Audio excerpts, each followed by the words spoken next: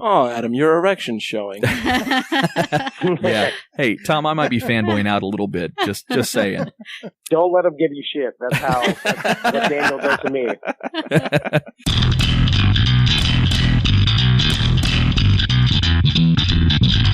You're listening to Living Podcariously, bringing you real men's perspectives, unfiltered, unapologetic, and uncensored.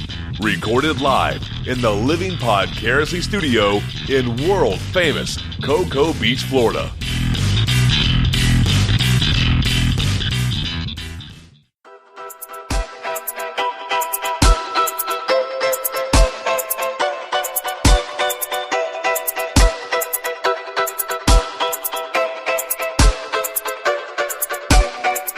All right, welcome to Living Podcariously. We have a hell of a show in store for you guys this week. I am one of your hosts. My name is Adam. We'll go around the room. And my name is Tack. I'm Andrea Joy. It's Jay Alvarez. Oh, yeah. We are the foursome that brings you the force. I don't know a catchphrase there. I'm not good with those. Forced introduction. We're the foursome that brings you the forced introduction. Yes. Wherever there is an intro needing to be made, we will be there. I like that. You got something there. Every now and then, I drop a little bit of gold, man. Comedy gold. Oh, so we are not a political podcast by any stretch of the imagination. We are a burp and fart kind of podcast. I don't burp and fart. Well, the guys do. Three anyway. out of four of us. 3 out of 4. We're 3/4 of a I burp and hold fart my podcast. nose and close my ears. When you're trying to fart? No! Confused. However, She wouldn't know. She never does it. Exactly. we are recording this on a Monday night. When this airs, which is either going to be Wednesday night or Thursday, usually put them out on Thursday, we will have a new president by the time this thing airs and goes live. Crazy. Well, a new president-elect, because they won't actually take office till January, allegedly. Yeah, assuming there's no court case that goes after that. Good call. Good call. We should do 2 different types of intros. We should do one that says, and Trump is now our president, and that the country's gone to shit. And then we should do one that says Hillary's now president, and our country's going to shit. Same outcome, different president. Long live the new overlord. So Ron and I came up with a good idea, and obviously you guys are invited up here if you want to do this. But tomorrow night is the election coverage. So when the Electoral College shit comes in, we don't know what we're going to do for it yet, but he's coming up here, and we're going to do some kind of drinking game here in the house for when the election process is happening. So we're going to bring in the new president-elect and do something about it. So I don't know how we're going to drink yet. When a state goes blue, we drink. When a state goes record? No. Oh, This is just sitting around TV, drinking beers, and Gotcha. watching. Am I invited? You live here, so You keep inviting everyone, but you never invited me. That's a good point. I cleared it through you, though. Isn't that what a guy's supposed to do with his girl? Well, I didn't know if that meant I should stay or leave. Should I stay or should I go now? I say every time a steak goes red, you take a shot of Fireball. Every time a steak goes blue, you drink a shot of Blue Sapphire. Blue Sapphire? Yeah. Ooh. Because nothing's worse than a gin hangover. God, with Fireball. Are you guys going to have brandy and cigars in the study? And talk a little bit like this. Like you're French? Oh, I'm moving to the flat. No. That was so bad. Yeah, I know. I'm not the voice guy on the show. The joke. Ron used to always say all of his impressions sound like a French guy. Yeah, everything. I'm Canadian. Ha ha. I'm Latin. Ha ha. They're all the same. But so we got a good show for you tonight. We have a special guest interview coming up, hopefully after the next break, and that is Tom out of Orlando from TomandDan.com. He's Hell yeah. a big podcaster out of Orlando. I mean, he's all Central Florida, but we're going to talk a little bit about going down to see Jay down in Melbourne at Old School Pizza. That was a blast. And also want to talk about Gallows Humor Podcast a little bit. So let's get into Jay real quick. So you just did gross. a show. Hey, I ain't signed up for this. Hey. Oh. Hey. Is this like a can't do sound effects. Richard Gere type of thing? Like, what are we? It's okay. Will I there be a gave gerbil permission. involved? Is it cheating if it's with Jay? It's fine. It's cool. That's all right. If I can watch. Jay, I'm on top. He Mm. I'm a likes cuddler, being though. on top. Jay He does always kind cuddle. of came across as a bottom to me. Yeah. You were looking Takes at his... one to know one. You stop. Aw. So you guys did a comedy show, you and Ray Brito, and many other comics, obviously, but you guys did a comedy show down at Old School Pizza called the Bearded Bros? Bearded Bros comedy show. Yes. Yeah, it was a pretty cool concept. I didn't do anything. All I did was show up and tell a bunch of shitty jokes. No, Ray Brito put that together. That's all Ray's baby. He has grown that room, and both rooms at both Old School Pizzas. He is, I think we're actually doing the 1 year anniversary show this Saturday, which is the 12th, 11th? I'm way off on the 12th? date. No, the 11th is Friday, which is Veterans Day, so that'd be the 12th. Yeah, the 12th. Yes. Hey, I got one right. Get it right. Yeah, that'll be the 1 year show over at Old School Pizza by the FIT campus. That's the South one. Yeah. And he man, that's his. It's so hard to get a room going and to keep it going as long as even a year. So that's a big accomplishment. So yeah, it's a big shout out to Ray Brito for putting that together. And this last week we had the Bearded Bros comedy show. It's just like every bearded comic in Brevard County, which is almost every male comic in Brevard County. Not hard to find a bearded guy in Brevard that does comedy, huh? Yeah, it's not hard at all. But yeah, that was a real fun show, man. It was so I've seen a ton of obviously open mics are what they are. Those are open mics. Your show wasn't, but I've seen a lot of open mics. I've seen a lot of actual, I don't know, it's a showcase, produce rooms or a showcase, and then I've even seen like some Improv Orlando comics and things like that. And I'll be honest, how many was it? 6 of you guys? About 6 or 7 of us, yeah. You guys had such a good flow and such good comedy and original comedy. And I'm not trying to, blow wind up your skirt, but it was a really, we're already good show. getting into me. I mean, might as well. It was a really good, you guys all had unique sets. You were all, it just flowed very well. And my cheeks left hurting because of something else I did in the back. That's disgusting. We had a pretty good table we brought in there. Yeah, you did. You guys won me a free haircut, which, that's fun. Popularity contest. Yeah, that's all those comedy competitions are ever. They're all, who can bring the most people. So you start stacking the rooms, you start winning the monies, and that works out. And we cheered for everyone else too. You guys did. You cheered you did, extra actually. loud for you. When Ray, I talked to Ray a little bit about this after your guys' show, but Andrea heard during that show they were giving away the haircut, which was really cool. Well, Andrea, by profession, cuts hair and is a stylist and cosmetologist and all of this other fancy stuff up at Brent Allen. So she's going to start sponsoring a lot of Ray Brito's shows, giving away, some kind of package to come back up there, either for the comics and then maybe also some for the audience that is there as well. So she's working her way into sponsorship for Ray. Yeah, nice. It's awesome. And that's cool to, it's always fun to have something to give away to the audience that's there. It gives them incentive to come out. It shows a lot of appreciation for coming out. You always hear it at every comedy show. Thanks for coming out and supporting live comedy. Because, otherwise we'd just be telling, dick jokes to a room full of other comics. So yeah, I'm going to give you some, Jay, too, for your shows to give out to your audience. Can you do that at a place like Gregory's? Would they let you? No. That's not there. When it comes to clubs, they're typically very careful and cautious about who they promote and who they do business with. It's really hard to get that going. Would some of the other smaller rooms accept those? Oh, smaller rooms, yeah, sure. They don't care. They're just happy to get people in the door most of the time. Yeah. Good call. Very good call. Well, Brent Allen's a very classy place, so you might check and see. Yeah, that's true. I did an interview, speaking of Ray, on his podcast called Gallows Humor Podcast.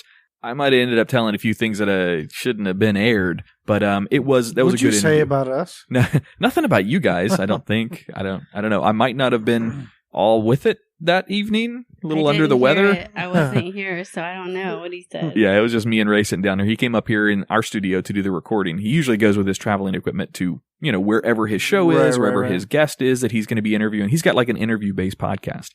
And that was a lot of fun. I know I was supposed to be on an episode of his show, but I had to cancel. Cancel on Ray?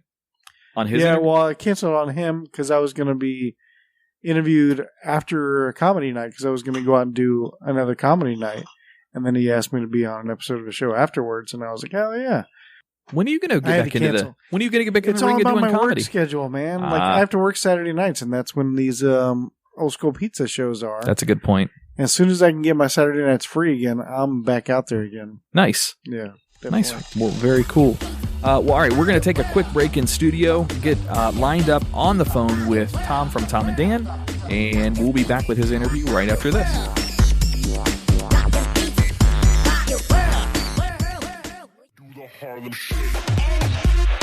Hey, it's Adam. If you enjoy the content or the cast of Living Podcariously, be sure to check out the other show we produce. It's called The Twisted 10. Each week, a host or a guest host takes over the show and brings their own unique and original top 10 list to the show. Here's a few examples. Top 10 crazy religious practices. Top 10 sexual fetishes. Twisted Guinness World Records. Top 10 possible human extinction events. And my personal favorite, top 10 best or worst infomercial products. As you can see, the content is all over the place for the show. However, it is a lot of fun to produce, and we hope you like it. As always, thanks for listening.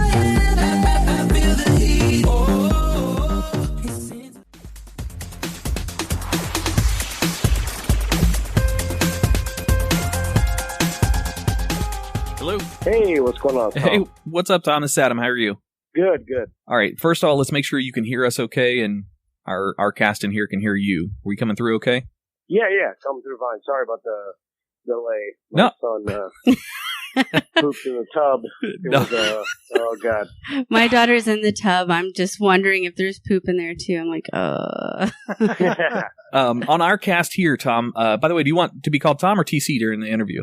Tom is fine. Tom? All right, cool. In here with us, so me is Adam. I'm who you've been communicating with. We've got co-hosts Tack Van Sickle over here. Yeah, how are you doing? How you doing? Good. Andrea Joy, she's our female on the show. I'm the female. How you doing? Lucky me. And then Jay Alvarez here as well. Hey, what's going on, brother? Hey, what's going on? All right, cool. So what we'll do is I'll just run through basically your backstory to give our listeners a little bit of your backstory. I imagine most of our listeners know who you guys are anyway, because they're most out of Central Florida, Tampa, Cocoa Beach, Miami, that whole area too. These guys aren't Tom and Dan. Then I've got some questions to ask you. I sent you most of them. Might have a couple at the end, but you've got the summary of them. So yeah, no problem. You're way more prepared than we ever are. You send me all the questions. I'm like, oh my God, who done this? I'm like, I read 2 of them. I'm like, that's fine. All right, cool. So let's start off. On the phone with us right now is Tom from Tom and Dan podcasts. Well, tomanddan.com, and that's 3 different podcasts that I know of. So you fill me in where I miss here. A mediocre time with Tom and Dan, a corporate time with Tom and Dan, and what is the name of your guys' Orlando City soccer cast that you guys do? We pretty much call it Orlando City Soccer Cast, but okay, it's gone through a couple different incarnations. But Soccer Cast, Orlando City Podcast, but yeah, Orlando City Soccer Cast is what we finally landed on. Oh, very cool.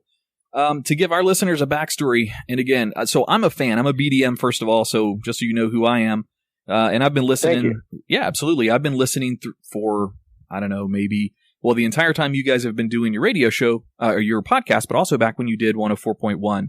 So I've been a fan of yours and a listener of your guys' for a very, very long time.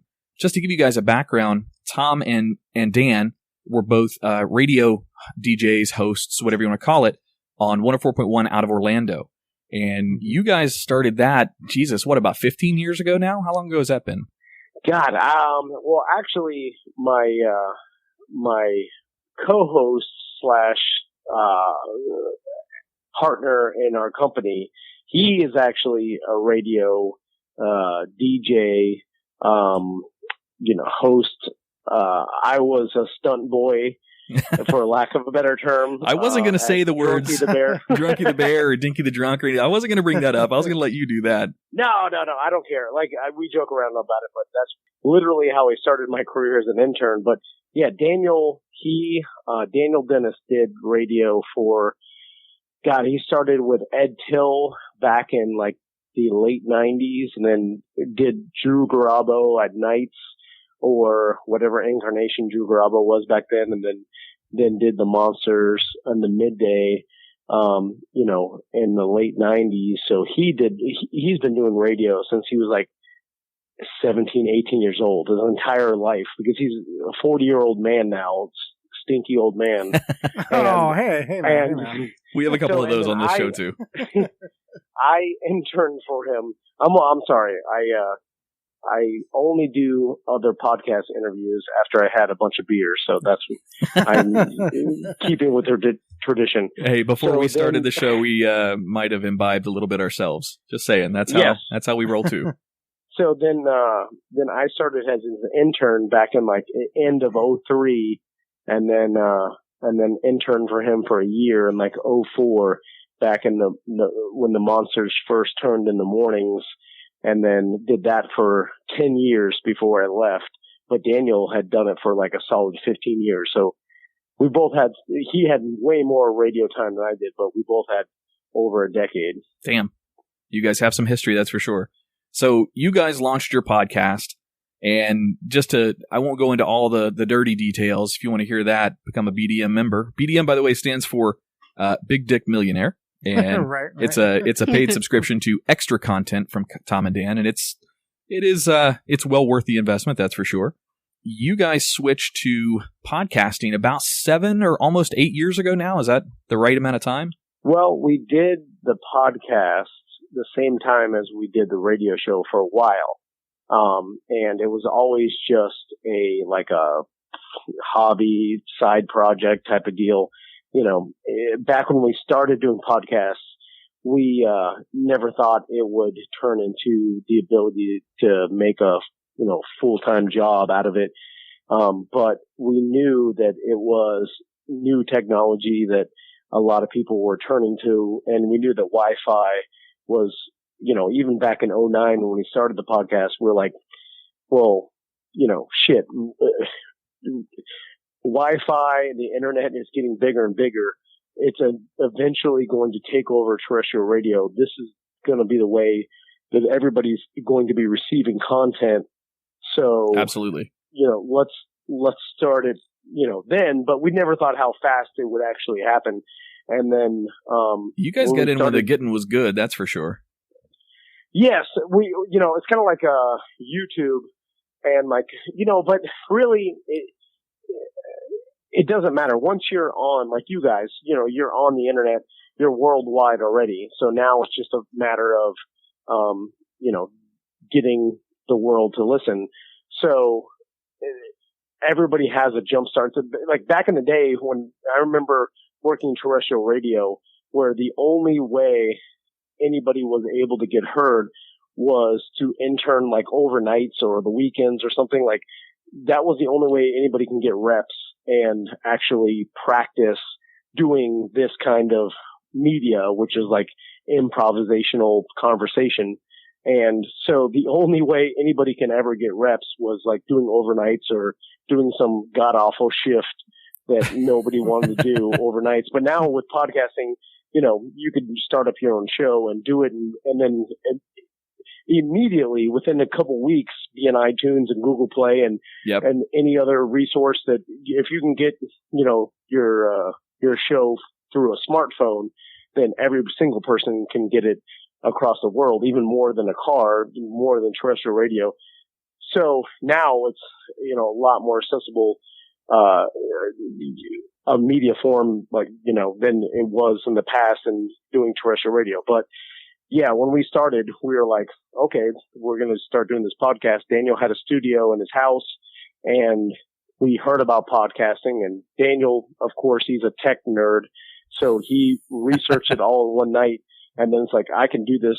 Let's go do it at my house. 2 days later, we're doing a podcast and uploading it. And then people, because they had listened to us on the radio, they were like, oh shit, you guys are doing like an uncensored show, just the two of you. Yep. This is super cool. And then it just started, very organically.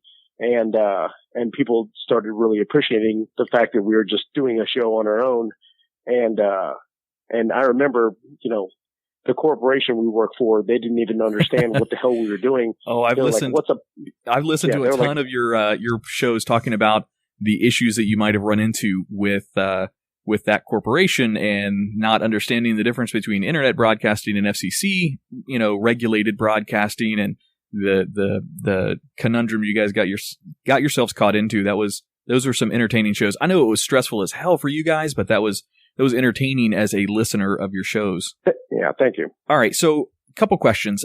So as a listener of, your entire podcast, I probably picked up listening around episode 30 or 35 on your original iteration and, of course, listened to all the backlog, but I've heard just about every show I think that you guys have put out, at least for T&D, for A Mediocre Time and for Corporate Time. Oh, Adam, your erection showing. Yeah. Hey, Tom, I might be fanboying out a little bit. Just saying. Don't let him give you shit. That's what Daniel does to me. You sound like the boss. You shut him down. No, I honestly just wanted to make sure my mic wasn't turned off. It seemed like he was having his own moment here. No, I keep him live, and that's I enjoy the banter in the studio more than anything else. That's why it's having that almost like brotherly love out of some of your co-hosts is important, because you got to be able to take shit and give shit, and it's in this industry you kind of have to. I don't mind being the nerdy guy that does that kind of stuff every once in a while. I'm okay with it. So, out of your guests and your segments that you've had over the past 7 years on the podcast, because that's kind of what I want to talk about more than your guys' radio shows that you've had in the past. But my personal favorites that I've heard on your show out of your guests, your interviews, and your bits, for sure was the Supervillains. I kept the Supervillains episode. I know you had 2 of them. I don't remember which one it was. I kept that episode downloaded for a long time and listened back to it because I'm a big fan of the Supervillains. Plus, you guys did a hell of a job during their interview. Sounded like you guys had a lot of fun. Also, the Burt Kreischer interview was by far, and I even commented on you guys and sent you guys direct messages. That was by far one of the funniest interviews I have ever heard on a podcast format. And of course, Daniel's IRS scammer phone calls. Those are already classics, and that's from a Corporate Time. What are your favorites? Looking back over your podcast in the last 7 years or so, what is some of the stuff that stands out to you? What's your favorite? Wow, that's a good question. I mean, you named a couple that are my favorites too. I mean, there's a reason why I always, stuck with Daniel throughout the years. He's the most talented person that I've ever met in my entire life. He's crazy as hell, but super talented. And I contend like the most talented radio personality in the country when he was on the radio, just because of his, natural abilities and everything he can do. So like his ability to do prank calls and everything is just, it blows my mind. Every time I work with him, the stuff he does, I'm like, God damn, he's just, supernaturally talented. But I'll tell you one interview that we did that a lot of people don't remember, but it stood out to me as one of my favorites. And I think it's archived now, and maybe we'll release it after we do this interview, just because if your listeners go up to try to find it on our website. But we interviewed the amazing Jonathan one time. I love that guy. Man. That guy's awesome. Yeah, and it was a couple years. It was one of our first, because I'll tell you the truth. Like when we first, were trying to legitimize ourselves, even getting the guests from the Orlando Improv was tough, because they didn't really understand what a podcast was, and they were like, we don't want to waste our comedians' time. And, they do the media rounds through the TV and all local media, when they want to promote their shows. So we had to really fight to try to tell them like, hey, we have enough listeners that it would be worth it for you to come and do interviews with us, so that, that you could sell tickets to your show. Cause that's what really it's all that's about. They do media, so they should sell tickets to the show. It's all business. And, Amazing Jonathan was like, gotta been one of the first 10 comedians that came on our show, and he wasn't doing very well at the time. He was literally on his last couple shows of his last tour, and he had oxygen tank, and oh wow, he was and I remember when he sat down to do the interview with us, this was back when we did the interview, had our studio in Daniel's bottom floor of his house. So it was still set up nice, and it still looked nice, but you could tell hey, this is someone's house. And we always had a problem with comedians like Amazing Jonathan or whoever else, Monique. They'd come in and they'd be like, what is this going on? Is anybody even listening to this? Am I wasting my time? So Tom, that's about 95, maybe even closer to 99% of podcasters out there. In fact, we're talking to you in our studio, but our studio is also out of my house. Granted, we've got a big enough spot for it, and I've got some sound dampening up and all that good stuff. But yeah, it's tough to get, legitimate guests on that don't understand the technology behind it and how it gets broadcast, it does make for a difficult sale, that's for sure. I don't remember that, and I swear to God, I've heard every one of your episodes. I don't remember The Amazing Jonathan. I'm gonna have to go back and find that one too. I will, I swear, tomorrow morning I'll put The Amazing Jonathan up as a bonus episode on TomandDan.com. Nice. Because what that interview, like, it was the first time, like, he didn't give a shit. He was like sitting down, he's like, fuck it. I have one more. He had one more Tampa show, and that was it. He retired. So he started telling us stories about, like, he's like, one time I did a special private stand-up for, God, what was it? It was like George Bush. I forgot who he was doing the stand-up for, but they hired him, Jerry Seinfeld, and Yakov Smirnoff to do a special private comedy show for George Bush and like the president of Russia at the time. It was some weird, like, crazy. Holy crap! This sounds like a beginning of a joke. No, I know, and they told them because the Secret Service couldn't tell them exactly where it was. They told them what street corner to meet them at, and so him, like, The Amazing Jonathan, Jerry Seinfeld, and Yakov Smirnoff was standing up at the corner of a street, and they picked him up in like a security car and drove him to a secret location. And then he decided at the time, he's like, you know what? It's a good time to do acid. So he did acid like an hour before the show. And he had like a gun prop in his, like, because The Amazing Jonathan was basically a magician, a comic / magician. He had like a bunch of props, like Carrot Top, and like he had a gun prop, and like he was fucking around with it, and like the Secret Service tackled him in behind the scenes, and he was freaking out on acid. Like, he told some crazy stories. He also stuck something up his girlfriend's ass, and Roseanne Barr was his neighbor, and Roseanne Barr had to take him to the emergency room. It was like, he told the craziest stories. And that's all in the episode? Yes. Oh yeah, nice. Absolutely. Like, he didn't even care. He's like, listen, half these stories I'd never told before, but I don't give a shit. I'm doing my last show like next week, and that's it. I'm never doing media again.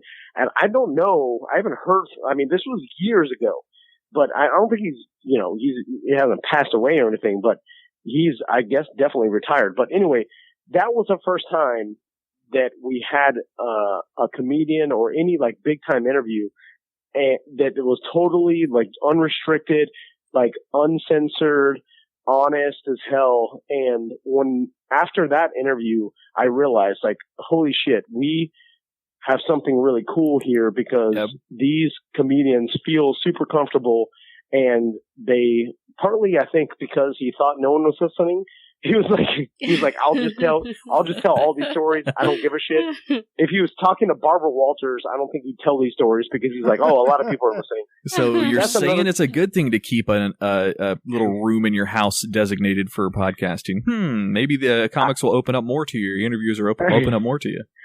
I do think that there's a part of that, but although now that we got a bigger studio and the comedians are impressed by it, they do try harder, because we've had experiences where when we were, it's nice. You could do it out of your house. Here's the thing. The best thing about podcasting is you got to keep overhead low, because that's how you make money. I came from radio where overhead was always high, and like automatically they were spending millions of dollars a year just to broadcast their content.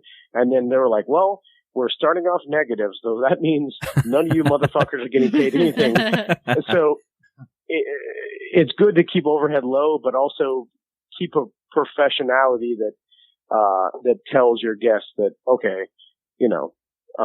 someone's listening why do an interview. But if you're a professional, and most people are, they'll give their all, but sometimes, you'll get duds that come in and just, you guys have had some amazing guests on too, from everything from Carlos Mencia to Pauly Shore to Monique to, I mean, you name those comics and they have come through, plus some awesome musical guests that you guys have had on in the past. So it's a good show.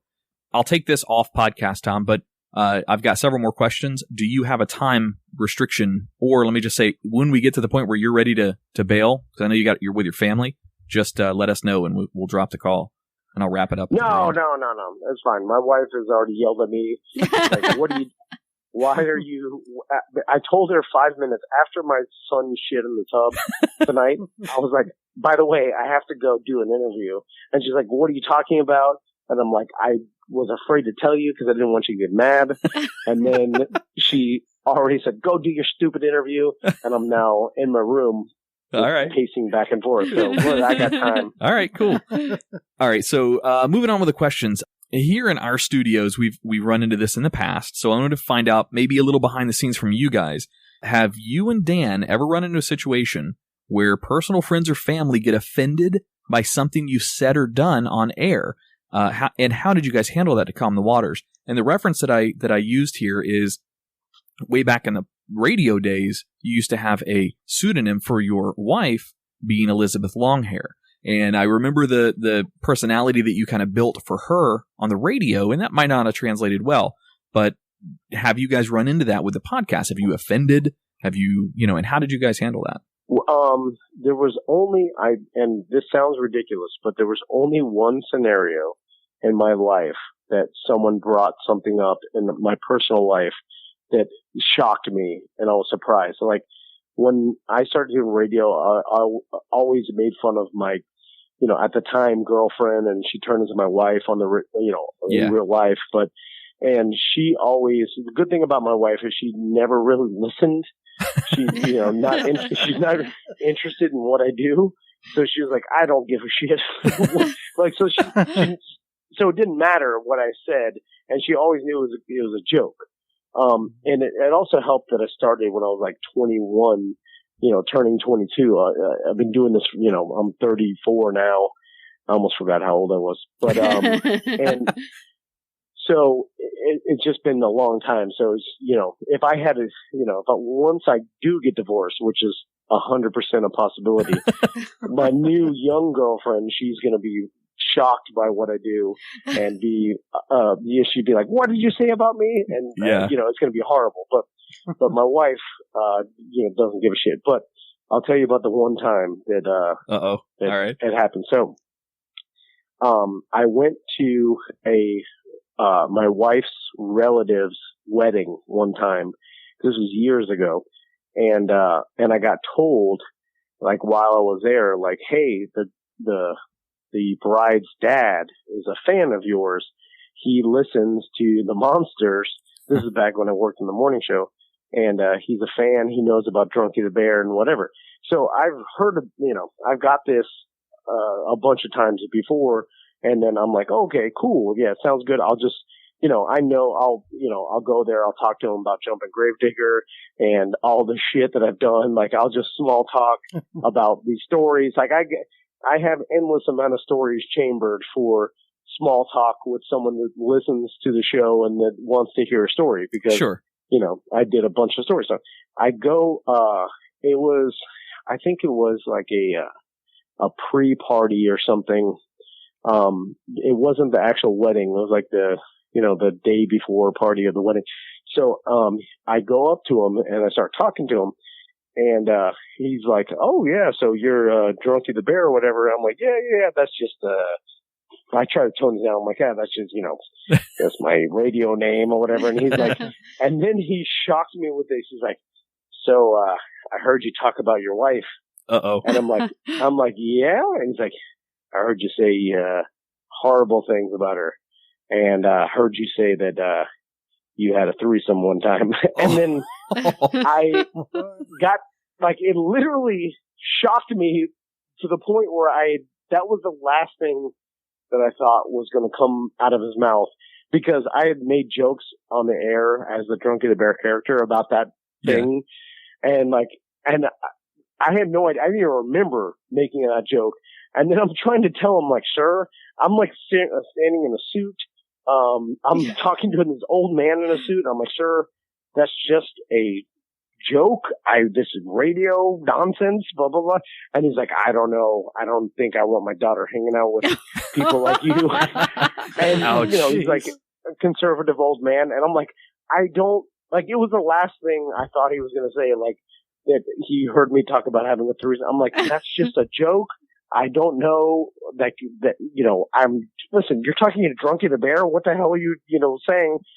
And, anyway, that shocked me that stood out in his mind enough to confront me with that. But other than that, I've never really had a problem. And like, that's good. Besides from my wife, like my mom and my side of the family, they don't give a shit. Most of them don't listen. My pop-up, he lives in St. Cloud, Florida, and he doesn't. I told him I was like, he knows I'm like I do or used to be on the radio, and but he told me one time, he's like, I tried listening to you guys, but you talk too much. Yeah, I've heard you talk about your pop a ton on your shows. Too many people or something like that. Yeah. He's like, I heard you guys talking too many people. Yep. Yep. So that's it. All right. Well, cool. Thank you. Tack's actually going to bring up a question real quick. I have a question for you. How long ago were you on the Monsters in the Morning? God, I left. I did 2004 to 2014. Oh, wow. Because I know I did a solid 10 years. And then, so 2014 was my last year. So I've been gone for 2 years now. I got you. Yeah, I think it was back in 2005. I used to live in Jacksonville, and I had a band, and I think you guys were doing some sort of contest where, like, local bands would send in their music and stuff for, I think it was to play, like, some festival or something like that. Yes. And so we had sent in our music, and so we were all excited because you guys actually played us on the radio, but you guys didn't, pre-listen to it.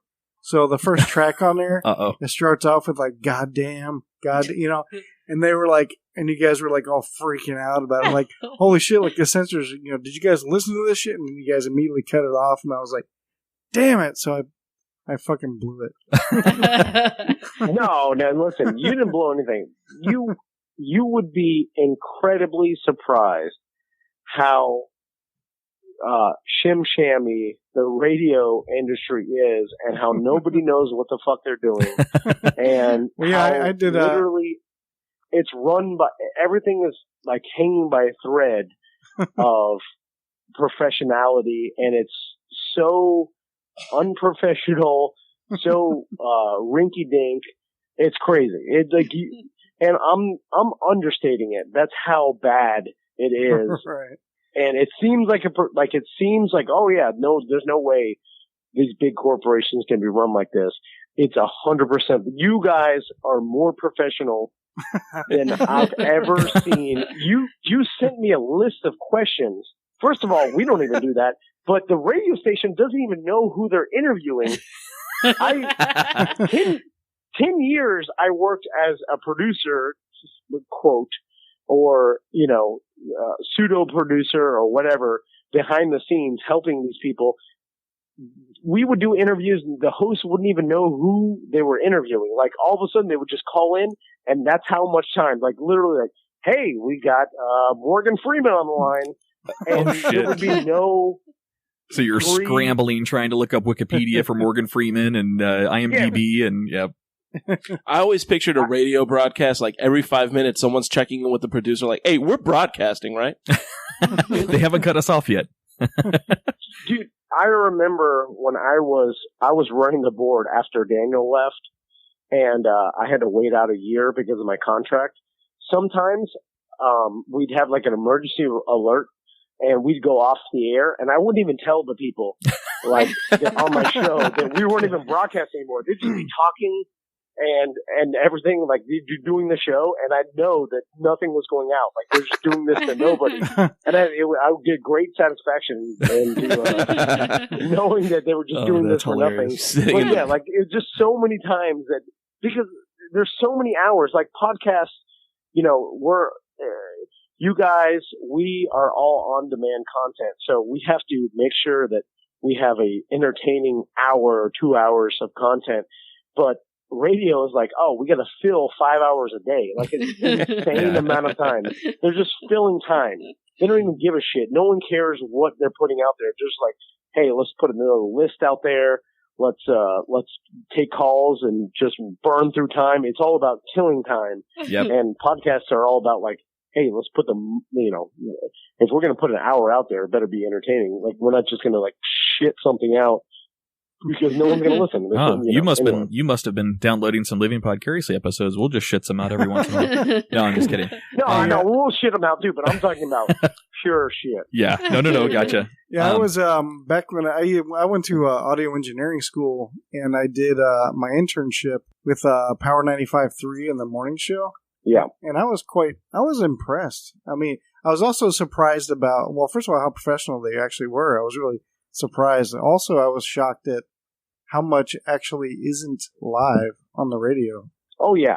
Nothing. I mean, I say nothing, but it's weird because I only have, obviously, and here's the thing. I'm talking about my experience. There's a lot of professional radio people out there. So I got you. I'm literally talking about my own experience. But, yeah, most of the time they don't trust people, like, radio people to do live stuff. So why, if you could do it recorded, no one can tell the difference. So everybody's just like, hey, let's pre-record all the calls. Let's pre-record our little segments, especially for music radio. What you hear in music radios, none of it's live. Like, they pre-record everything, all the calls, everything. They pre-record that while music is playing, and you just play it. You're killing the magic of Taco Bob for me here. I'm just saying. Taco Bob, Pat and Taco are the coolest motherfuckers there is in Orlando. Those guys are super cool, super nice. They're not the stereotypical douchebag radio dudes that you would think. They are legitimately cool as shit. And, I really want to hear your unedited version of the Taco Bob interview. I know that only a couple of minutes of it could have been aired, but I want to hear the unedited version. That's what I want to hear. Me and Taco Bob almost killed a lady at the Buffalo figure 8 bus race. Holy shit! And all right, this is a story. And I don't know if you have time for this, but much as you want, Tom. Me and Taco Bob used to smoke cigarettes down at the Clear Channel building, and one day he comes out and he's like, "Drunky, hey, I'm gonna go do this figure 8 bus race. You wanna jump in the back and fuck around? You guys do that shit." Oh James my does God. a way better impersonation of Taco Bob than I do. But I'm like, yeah, okay, cool. This was back when me and Whopper Jr., who is now the fucking CEO of Cigar City. The Cigar City Brewery. Yep. And then Tuttle, who's fishing for his for money right now, and fucking Oak Hill or whatever the hell he is. We all were told those guys like, hey, let's go. Fucking Taco Bob's doing this figure 8 bus race. We show up in Buffalo, or I guess it was Buffalo. It's wherever, Buffalo. And we get into this bus, which, by the way, like their promotional bus had all the windows and everything on it, and everybody else's bus had all the windows taken out and like safety things put in and stuff. And so I was like, of course, the radio shit, like promotional shit, is done half-assed. Yeah. So I'm wearing a dirt bike helmet and a wife beater and like sandals and shorts. Well, and that's in Buffalo. In Buffalo, that's like top-notch echelon of. I'm just saying. Well, safety first. Safety first. The only problem is that when we start driving, now we have a bus tied behind us to slow us down, and we get out on the track and we're hiding and shit, like, and all of a sudden we pop up and we're looking at these other buses and everybody's like doing the first lap or whatever, and some other driver looks at us and does the cartoon double take where he's like, what? And he's like, no. He's like, you guys can't, like, he was waving at us like, you guys can't do this. You're going to die. And then all of a sudden we take off, and Taco Bob's drunk. He's driving like the bus. We're driving around. He's back and forth so bad that he breaks the chain off the back. We're towing a bus. It was like 2 school buses, one school bus towing another one. That's how to slow everybody down.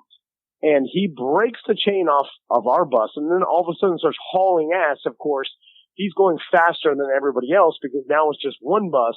And then he's like, all right, I'm like, look how fast I'm going. So they start trying to wave us off the track. And he's like, don't look at him. So we're like, holy shit. Taco's once in a lifetime opportunity to drive a bus like a maniac. He's taking it. And so we start going around, and I remember we're going through because it's a figure eight thing. So like buses are going in between each other and like fast as hell. And like I remember looking at one point, and I'm like, if this bus crashes into us, because we're sitting in where like the kids' seat, or like where it sit, and we were like drinking beers, and like I remember saying to like Justin and Tuttle, I'm like, hey, I think we're gonna die. this is there's no safety belts, like the seats aren't even bolted into the floor, and oh my god. And by the time, like, we didn't crash and we stopped, and then Taco Bob was like, hey, I'm going to crash into this car or crash into this bus. He hauls ass towards his bus. Right before he hits it, some lady walks into the bus, which was the driver's wife, and we crashed into the bus. She flies up, like, lands on the seats, and then I scream at Bob. I'm like, oh my God, I think you killed someone. Oh shit. Then he's like, oh my God, I gotta get out of here. We reverse. We pull off, and we get out of the arena, and then he jumps out of the bus and runs, and then we all jump out. I'm like, we all just scatter, and then, Spike TV was filming the whole shit. Of course they were. For some reason. And he didn't end up killing anybody, luckily. That was That's a good thing. or I couldn't be telling the story. She was minorly injured. That's a I like how you hilarious throw in story. Spike TV was recording for some reason. That was the reason. That's why Spike TV was recording the whole thing. I know, but that didn't even air. Which was I was super mad because that whole shit, like the whole bus was rigged with Spike TV cameras for some stupid reality show back in fucking 2005 or whatever. Anyway, you wouldn't believe what we were allowed to get away with. You know, I would have loved to see that moment of clarity inside the bus when you realize we're all going to die. Like, hey, so this is it, huh? Like, this is how it happens, guys. All right. It was crazy. So I'm going to move through a couple more of these questions. Not to keep you, I don't want to keep you a full hour unless you really want to stay that long. No, it's fine. Living Podcariously also has broadcasts through Podcast Radio Network. While it's not like a conventional podcast network, it's just a internet radio station. And that's just what he named it. John Sweeney's the owner of that. It's just Podcast Radio Network. We get a ton of direct downloads, but we also get a lot of listens through that medium. When you guys started, you had a large listener base follow you from on air. So you had a nice head start in the podcasting game, but you couldn't maintain those numbers, over a long period of time. So you guys had to become innovative yourselves. What are some, because there's other podcasters that listen to us. And I want to know from your guys' perspective, what are some of the marketing tactics you guys used to grow your audience past just your, radio absorbed listeners? Okay. Well, when we first started, it's funny because when we first started podcasting in 2009, we did actually promote it a little bit on the air. And terrestrial radio numbers are so inflated, you would be blown away about how much. Yeah, they say you can reach 2 million people in our listening area, but that's just that they don't have a good way to actually show those numbers. There's no good metric to be able to actually capture that. No one's reaching 2 million people. Literally Okay. no one. And I don't care who, no one in Florida. That's ridiculous. We're talking about, tens of thousands, if that. It's funny because I was told that it's throughout my terrestrial radio career, I was always told we're broadcasting to millions. And I remember when we made the transition into the internet, because I started in 2003, 2004, that was before social media and before really websites were popular. Yeah. I remember working and us deciding to do a blog and the company telling us, what are you doing that for? That's ridiculous. What are you doing a blog for? We're in the radio industry. You guys are wasting your time. like, this is a $1 billion corporation telling us we're wasting our time. And I'm talking about 2005. That's not that's a 180 from where they used to be with iHeart. I mean, I don't even know if I can say that name or not, but with iHeart doing what they do now, where it's all driven towards the website, to their download or to their live streams on their, interface, to all that shit. That is kind of a 180 from where they used to be, huh? Yeah, of course, but it's just like anything. Giant corporations are slow to understand what the next step is. Yeah. So I remember them telling us, like, you're wasting your time doing this, and then all of a sudden, like the web department is the biggest department of most media industries, including iHeart and Cox and other media industries. Like, yeah, of course, it's all internet. Like, no shit. That's what everything is now. Sorry, what was your original question? No, that's fine. You got on my W. It's outside of that. So outside of, any of the audience you could have pulled over, what are some of the things that you guys did, or can you guys recommend to up and growing podcasts? Because there's a ton of them out there. Yes. There are a dime a dozen. I think the last count in Central Florida, if you just did a demographic search for podcasts, there's like 200 across the state. It just from like Cocoa Beach all the way over to Tampa. It is just tremendous. So how can you get that attention? How do you guys garner that? Well, okay, there's a couple, like, obviously me and Daniel had the benefit of doing terrestrial radio for so long and having a already base audience. But when we started our podcast, we were lucky I remember it took us a full year to break 1,000 downloads a show. And that was after we were promoting it. I mean, this was 2009 and podcast wasn't that popular and everything, but we were promoting it to this supposed giant audience, and we were having a tough time breaking 1,000 podcasts an episode. And then after that, it was just slowly but surely gaining an audience, word of mouth. The radio obviously helped, but then after we left the radio, it just was word of mouth kind of stuff. And like we've done billboards and we've done buses and stuff like that. And I can't tell you if that actually helped our listeners. Obviously it helps our brand recognition, but it's not like, we put a billboard on I-4 for 8 weeks or whatever. I couldn't tell you. I mean, you guys know how, you can track your downloads. I couldn't tell a spike in downloads. Like, there was no, direct correlation with the I-4 billboard and our downloads. Okay. So, and that, an I-4 billboard's $1,000 a week. So I wouldn't tell any podcast like, hey, go spend $1,000 a week on a billboard, because I couldn't tell any direct correlation with that and downloads. But gotcha. we've always tried to put ourselves out in the community. We developed a relationship with Orlando City, and me and Daniel are brand ambassadors with Orlando City. And like we do a lot of stuff with them, and just putting ourselves out there as much as possible and doing as many, things that we can, interviews, radio shows, whatever we can do to put ourselves out there and to get our brand out there. That's what I would tell people to do. Although I will say, I did an interview with Orlando Weekly recently about podcasts in Central Florida, and they interviewed us and asked us like, "Hey, what's the biggest? I think what's the biggest advice you give other podcasts?" And I'd say it's difficult to find a way to promote yourself, but don't worry about hitting these numbers that we've grown up listening to. Like, you've grown up listening to, like, oh, they've got millions of listeners, right, or tens of thousands of downloads. And you don't need that anymore. Nowadays, it's totally different. If you have a couple thousand downloads, you can make money off a podcast, because your listeners are engaged, and the people that are downloading your show are super engaged.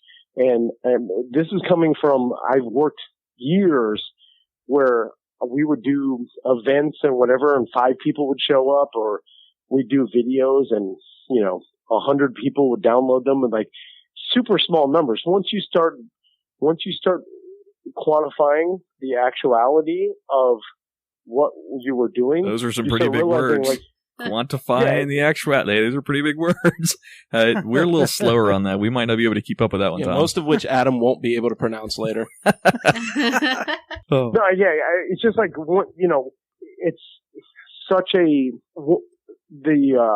podcast world, you have way more engaged listeners, and even if you have a couple thousand listeners, you can make money off of that.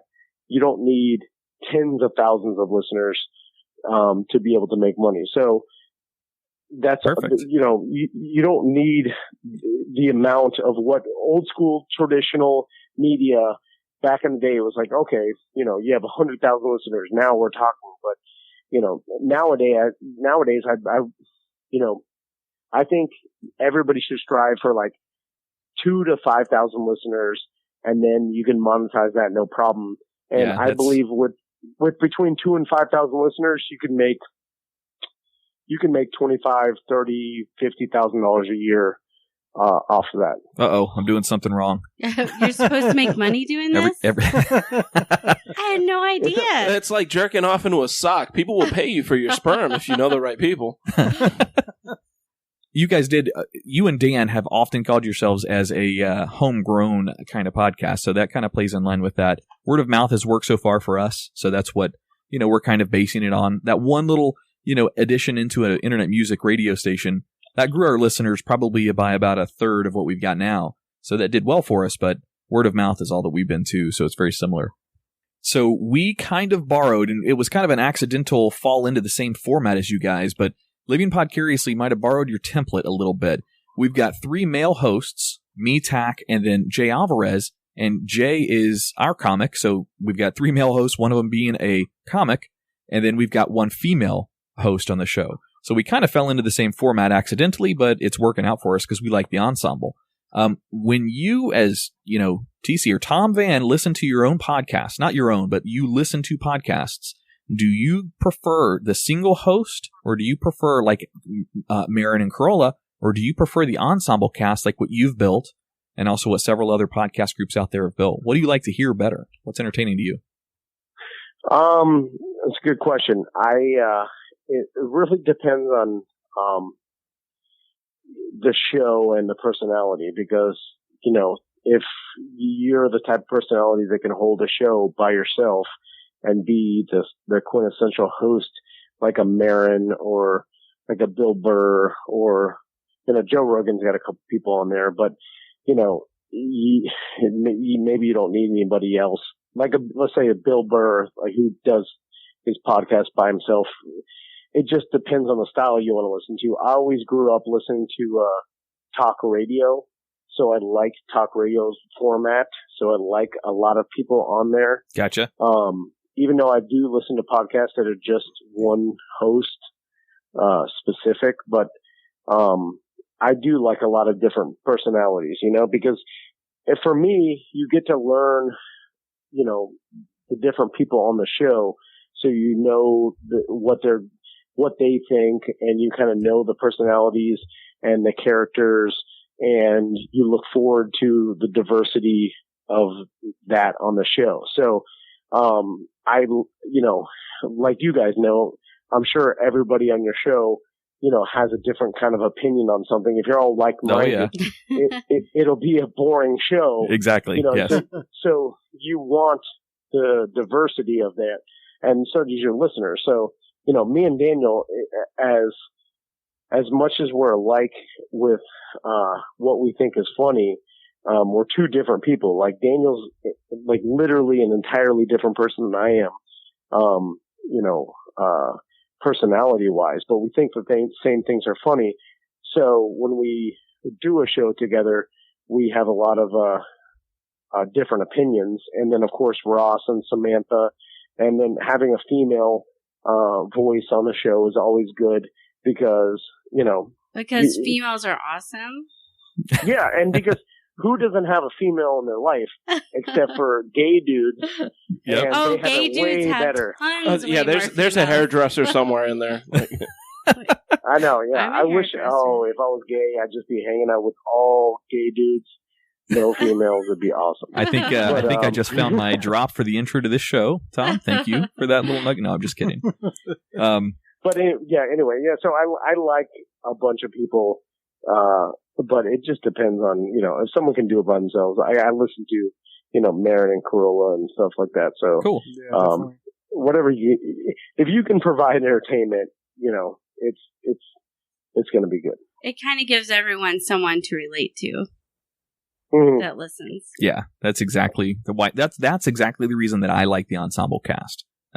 They're perfect on their show they've got Ross who gives kind of tells it like it is, and then Samantha who chimes in with a female opinion every once in a while. We don't actually make our girl take her pants off in studio like you guys do, but I think I do it on my own. I think we should start that. she just does it anyway, though. Andrea, where's I want to ask the female personality on your show. That's Andrea Joy. Yep. Andrea, wait until you get, bigger and bigger. It's all fun and games, but there are some creepos out there, and oh man, you're gonna be like, I remember, and this is, obviously years ago, but when Tiffany Martin was on the Monsters in the Morning, someone delivered like tampons and a pregnancy test at her door. To her house? At her house, yeah, in the apartment she lived on, based upon some joke that we made that morning. Because that is creepy. Someone knew where she lived, and they was just waiting for her when she got home, and it freaked her out. Oh yeah. I was thinking the free tampons and pregnancy test. That's cool to have. You don't have to buy it. That's a party. But at your own house, that gets creepy. Oh yeah. All right, Tom, are there any nuggets that you can share with our audience that's on your horizon? Essentially, what's next for T&D Media? So for people that might not have known about Tom and Dan that listen to us, what are you guys planning in the future with all the stuff you've got now? Well, we have no plan. I don't know if you listened to the show, but we're willy-nilly two alcoholics that are barely trying to keep our relationships and our families together. We basically obviously want to grow the show, but at this point in time, like I was telling, I forgot who I was talking to, but this is how big podcasting has gotten. And like, I'm not even, I'm not saying this because, I'm trying to sound like a big shot or anything. You don't come off as pretentious at all, so that you don't have to worry about that. All right, because we're not a big shot and we're not nothing. But I will tell you that of all media outlets in Central Florida, I think our show is the most powerful media outlet in Central Florida right now. Nice. And why I say that is because I think we can draw the most people. I think we can, we have the most engaged listeners. I think people, radio stations and other media outlets can say, yeah, we've got, X amount of listeners. But are they engaged at all? Are they doing anything if you're asking them to do it? Or are they going places? Or are they following you? Or are they that serious? And I think we've reached the point now that our listeners are more powerful than any other media outlet in Central Florida. That's awesome. So it's a good thing for what we're all doing in the podcast world, because I think we could usher in a different mindset of how people perceive media. And that's the hardest thing for us when we first started, is to like get advertisers and stuff like that. It's to people to take us seriously. But now, we're almost completely sold out of inventory. I have to almost turn away advertisers now because the momentum is growing so strong, which it should help everybody doing podcasting, including you guys, everybody else, so people start taking podcasting and alternative media seriously. So, I've seen that personally grow just with our show, and we don't have nearly the numbers you guys have just in podcast numbers how many you've recorded, and I've seen that over here too. So once you get into the 40s, 50s, 60s episodes deep, and you've got that listener base, then all of a sudden your potential advertisers really start to take notice when they see the direct downloads, how many listens you get, and any kind of engagement. So yeah, that's you guys. Shit, I saw you guys at Cocoa Beach at Coconuts for your second beach bash out here, and Jesus, you guys have a pulling, that's for sure. The Tom and Dan listeners are for sure more devoted than I've ever seen. I kind of got the feeling it was about the same when you guys used to be on the radio, but it was impressive. That was a good time. I saw you guys out there. Didn't come up and say hi because you guys were fucking busy, and Ross was looking for a coconut or some shit. But it's you guys definitely have a pulling, and that's a really cool audience. I want to ask a favor, and I'll ask this off air so it doesn't actually broadcast, but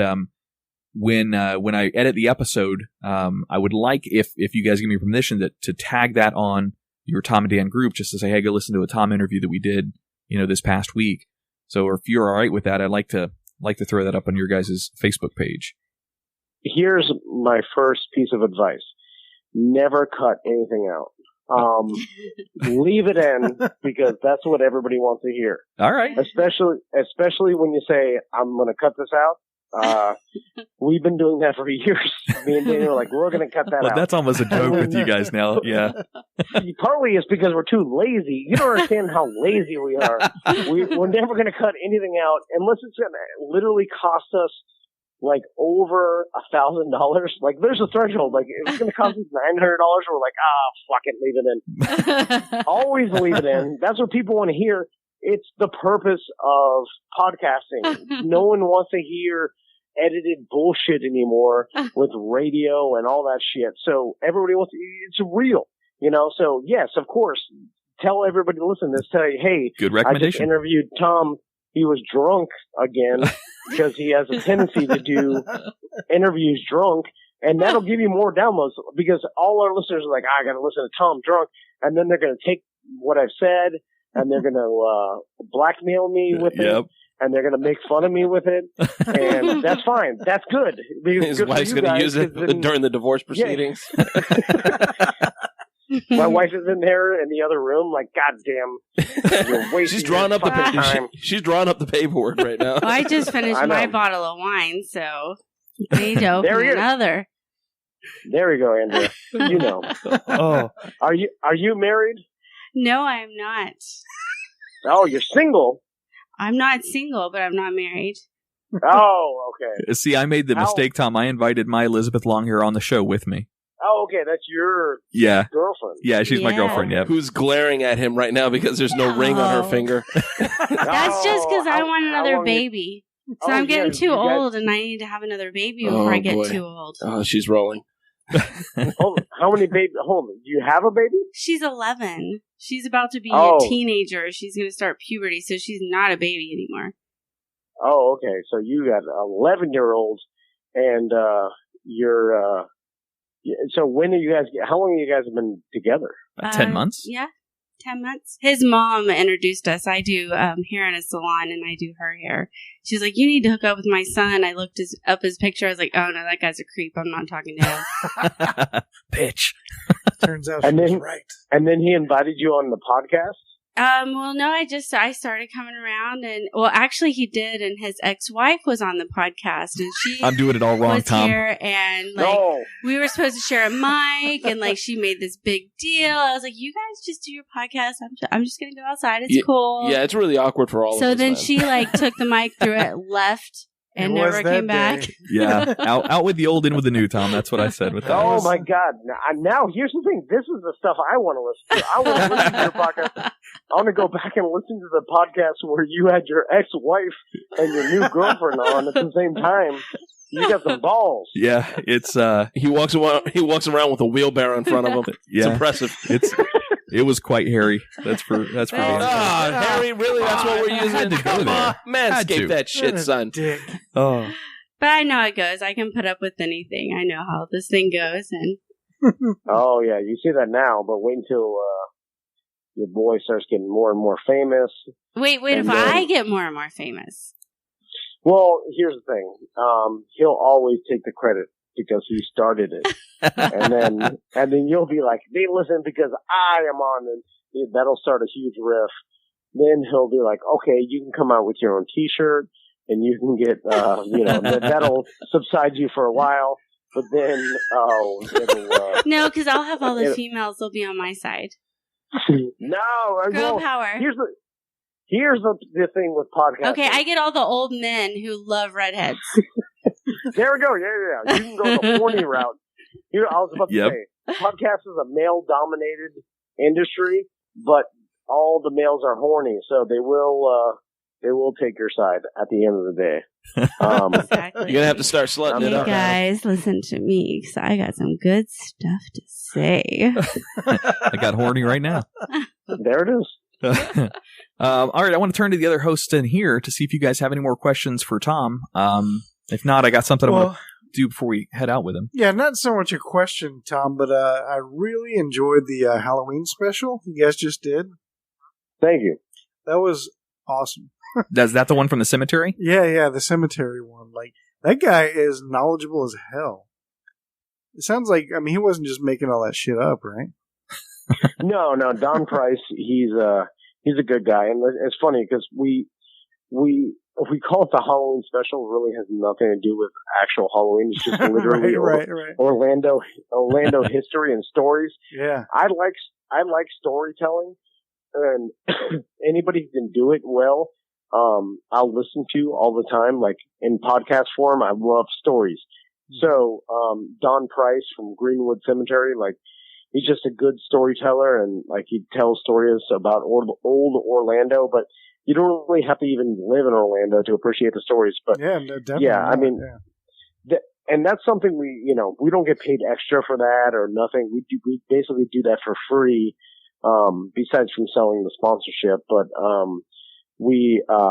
3 years ago, I thought to myself, hey, everybody's, no one wants to do a Halloween special because it takes extra effort and no one's going to pay for that. But since we own our own content, I like doing extra shit so that our listeners, appreciate that extra little stuff that we do. That's the thing. Like, when you work for a company, you're like, why am I going to work harder for no extra pay? And if I do, benefit the show, I'm not going to be nothing's going to happen with me. Everybody else is going to make money above me.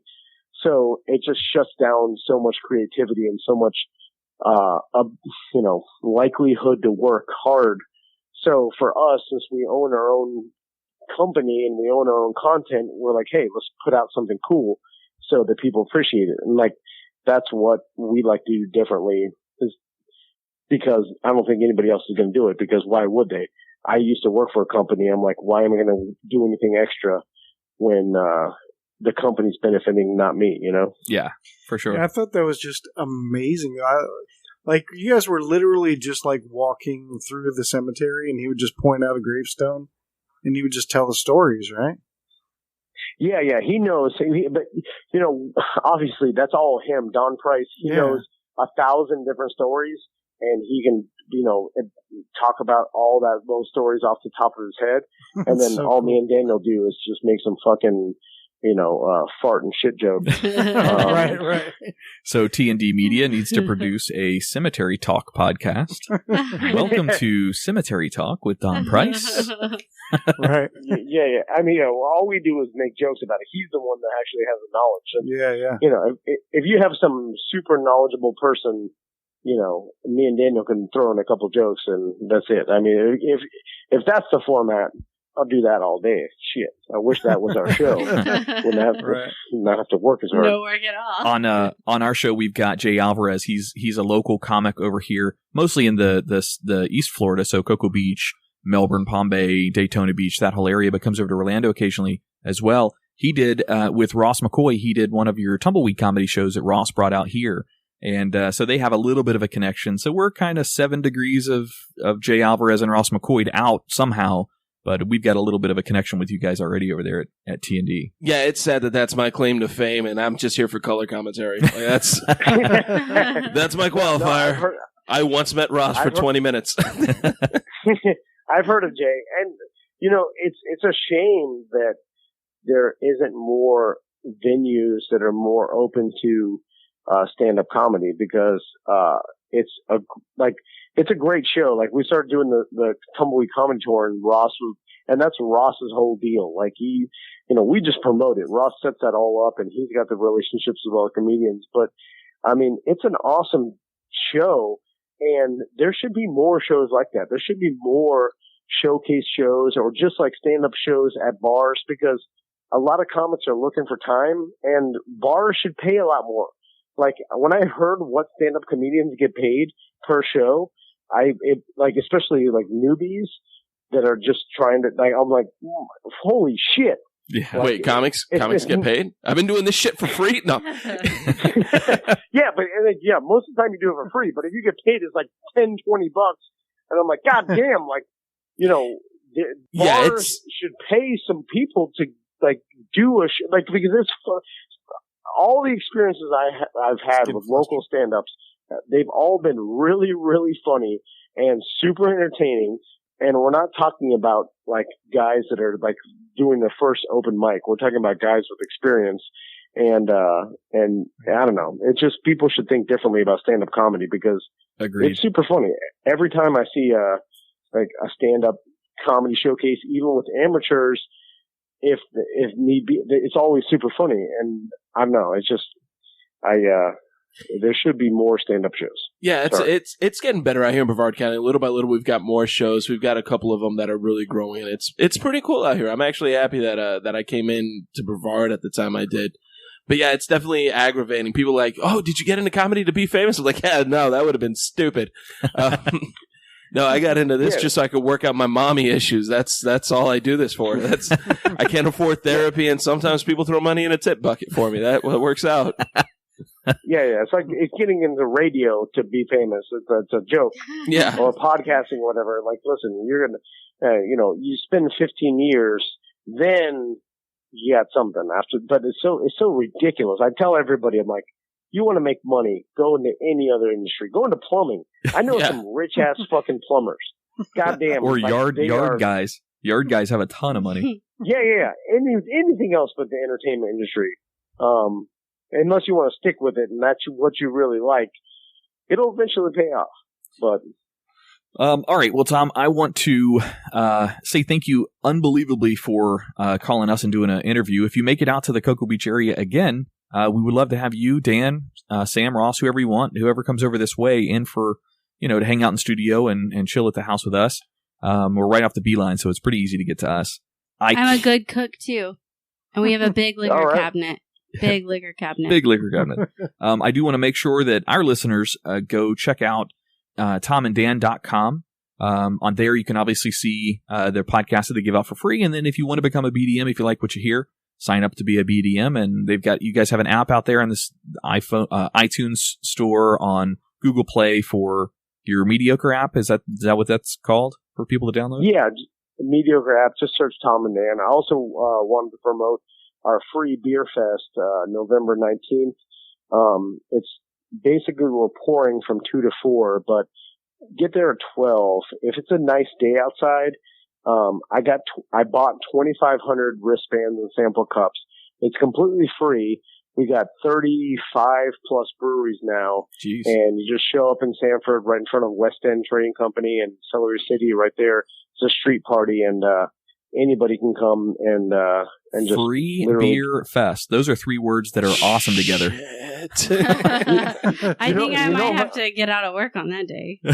You know how that started is we realized I worked, from doing radio for so long. I started seeing these beer fests, and I started seeing behind the scenes of how they were run, and I was like, wait a minute, all the breweries are donating their beer, so they're all donating their beer for free.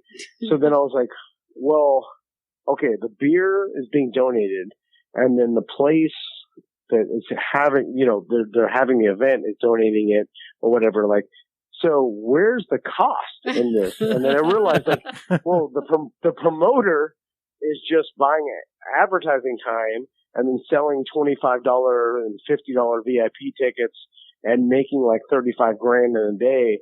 And I was like, holy shit. So then we started talking to the different breweries because we're friends with all the craft breweries. So we're like, hey, would you ever just come out and do a free beer fest and for no money? They're like, shit, yeah, fuck yeah. If we, would rather do something for free and give the samples out to the people. And that's how it started. So nice. We just really, and now we spend money. So that's why we call it the Bad at Business Beer Fest, because we probably drop a couple $1,000 just to do it. So it's, awesome. We hate money. We're still learning that business part of it, the whole how to make money in podcasting thing. That's for sure. We're good at spending it, though. Yeah, we are good at spending we got it. that part down. All right, so Andrea, Tack, Jay, one of the things on A Mediocre Time that Tom and Dan love to do is Daniel will do something for Tom, and Tom kind of takes over the show. So, Tom, I got a beat going, so when you're ready, just start freestyling, buddy. No. Goddamn! Hold on. Here's the problem. Here's how we blackmail. No, they do that on there all the time. Do it for you. No, man, you don't have to. It's more of a joke, of an inside joke that you guys do that on your show all the time. And I might have hit up Ross, and he said, "Just make him freestyle." Like, all right.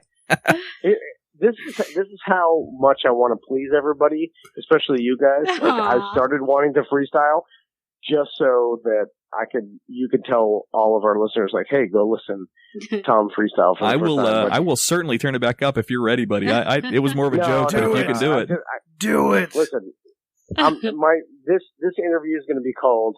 I started off really drunk, and then throughout an hour, I sobered up and started making a tiny bit of sense at the end. Deal. God damn it, awesome. that should be a memoir. Hold on. Yeah. I totally read that. That's like a true. It's like a Hunter S. Thompson memoir. Took you a minute to remember the name. It did. All right, Tom. Well, we don't have any more questions for you. We've already taken up just over an hour of your evening with your family.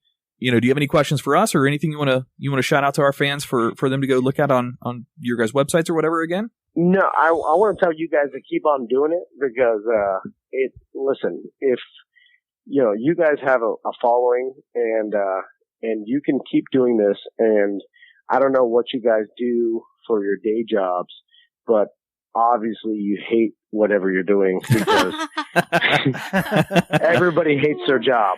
I don't know. And if you loved your job 100%, you'd never be doing this as a side project. Two of us work out at the Space Center. One of us is a hairdresser, and one of us, but I don't know what you want to call Jake you. from No, State Farm. I don't have a job. He's Jake from State Farm. Listen, even the stand-up you got, if you could just hang out and talk in one place and not travel, way better. Anyway, way better. Keep doing what you guys are doing, and grow your audience. It will grow, and like I said, you start making some money, and it will happen. Like, shit, media is changing, and if me and Daniel can do it, and believe me, we make more money than we ever did in radio, and we never go back to radio again, ever, and they could never afford to bring us back. And if that tells you anything, then absolutely, keep on podcasting. Nice. Dreams do come true. Oh, yay. Well, awesome. Again, Tom, It's thank not you for really a dream. I feel like I'm miserable right now. Well, you just clean shit out of a tub. Well, that's between that and your wife in the next room drawing up divorce papers. Yeah, I don't blame you. Yeah.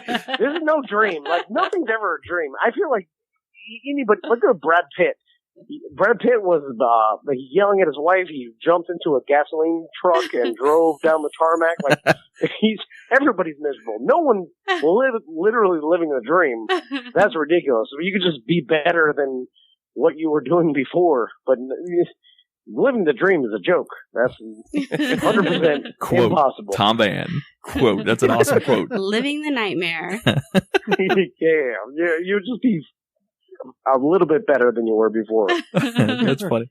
But yeah, you're invited out here. So if you guys head this way, let us know. We would love to meet you guys in person and do something together. If there's any collaboration that for other podcasts that you guys have that comes up in the future, let us know. We would love to help in any way we can. We're going to try to enter in your Samantha skee ball tournament that's coming up.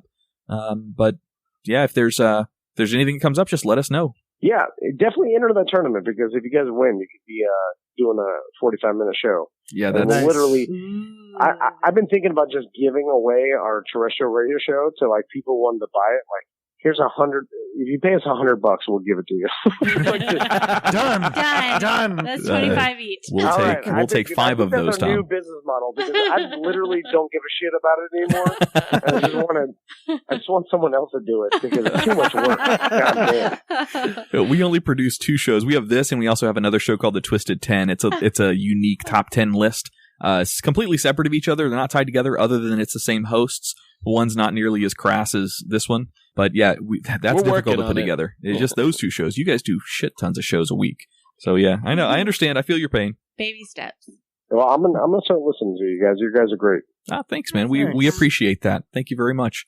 All right. Well, again, thanks for joining us tonight, Tom. And we will hit you up on Facebook and things like that when the episode releases. And thank you again for joining us. You don't have any idea what that means to me as a long-term fanboy of your guys'. I'm waiting for him to put this erection away. No homo. I'm getting some tonight.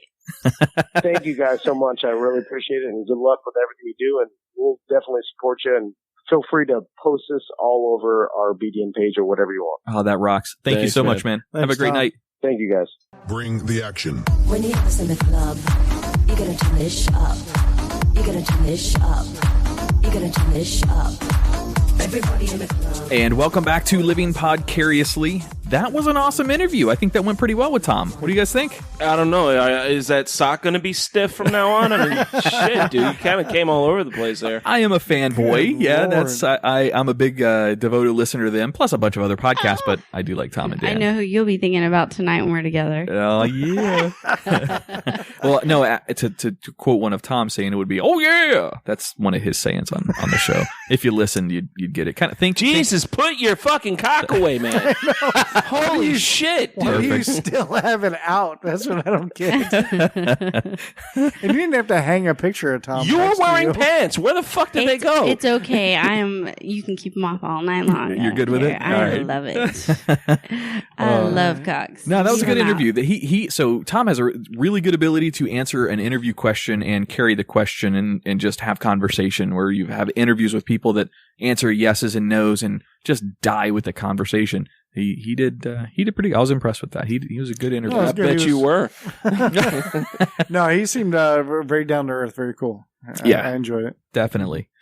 All right. So Andrea did a little bit of research for us, and she wants to carry on the bit that you started, I don't know, 2 weeks ago, last week, whatever, for the would you rather. Oh, The right, would you right, rather right, bit. I Yeah. don't know if it's research so much as prying into your brains. All right. Well, that too. Okay. All right. Oh, yeah, that's not an existential crisis waiting to happen. All right. We're gonna Right, get so- get inside Jay again. Some All right. 20 yeah. questions. I'm but- tired of getting violated on the show, guys, really. All right. Take it away. All right, well, 20 questions, but it's not 20, and they're not questions. They're would you rathers. Aptly titled. Yes. Thank you. Thank you. I worked on that one all day. So, first one. Would you rather eat shit that tasted like chocolate or eat chocolate that tasted like shit? Well, from a health standpoint, Right.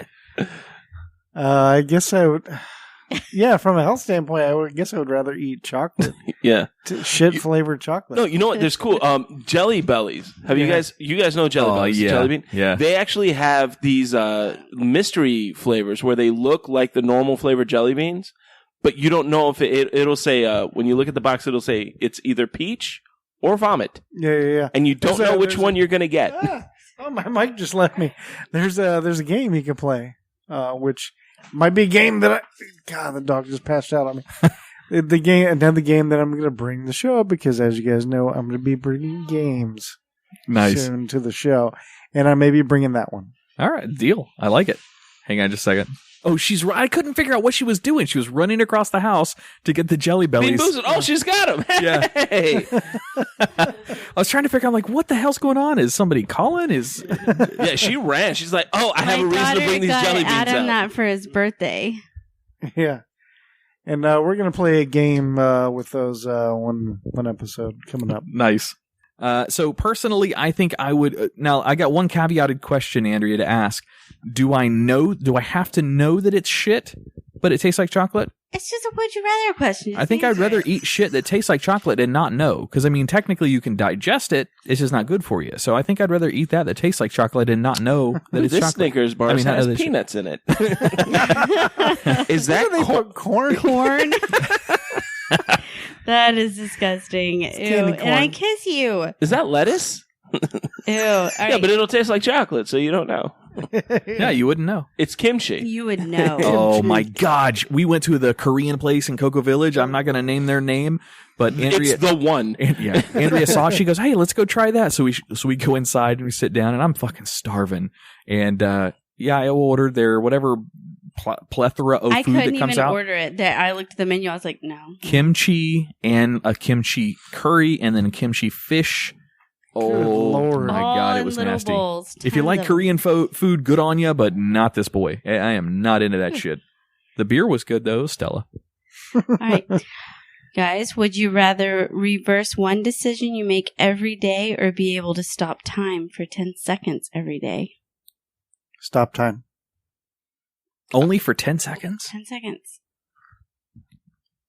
Yeah, I'd probably walk one back a day.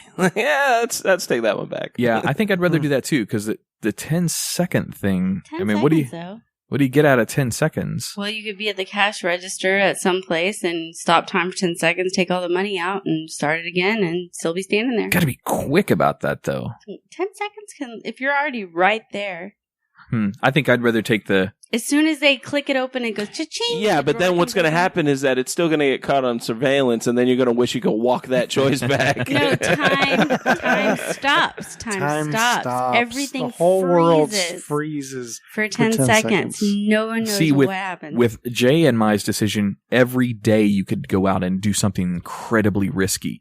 And if the consequences ended up bad, That's roll not it what right it back. says. You just get to reverse a decision. Yeah, I decided to rob a bank. Oh, I got caught by the cops. Let's walk this one Roll back. that one back. That is the Oh, we're not gonna control do it. Z Oh, of and then life. if you don't get caught, you'll not. Yeah, exactly. Just go with it. Yeah. All right.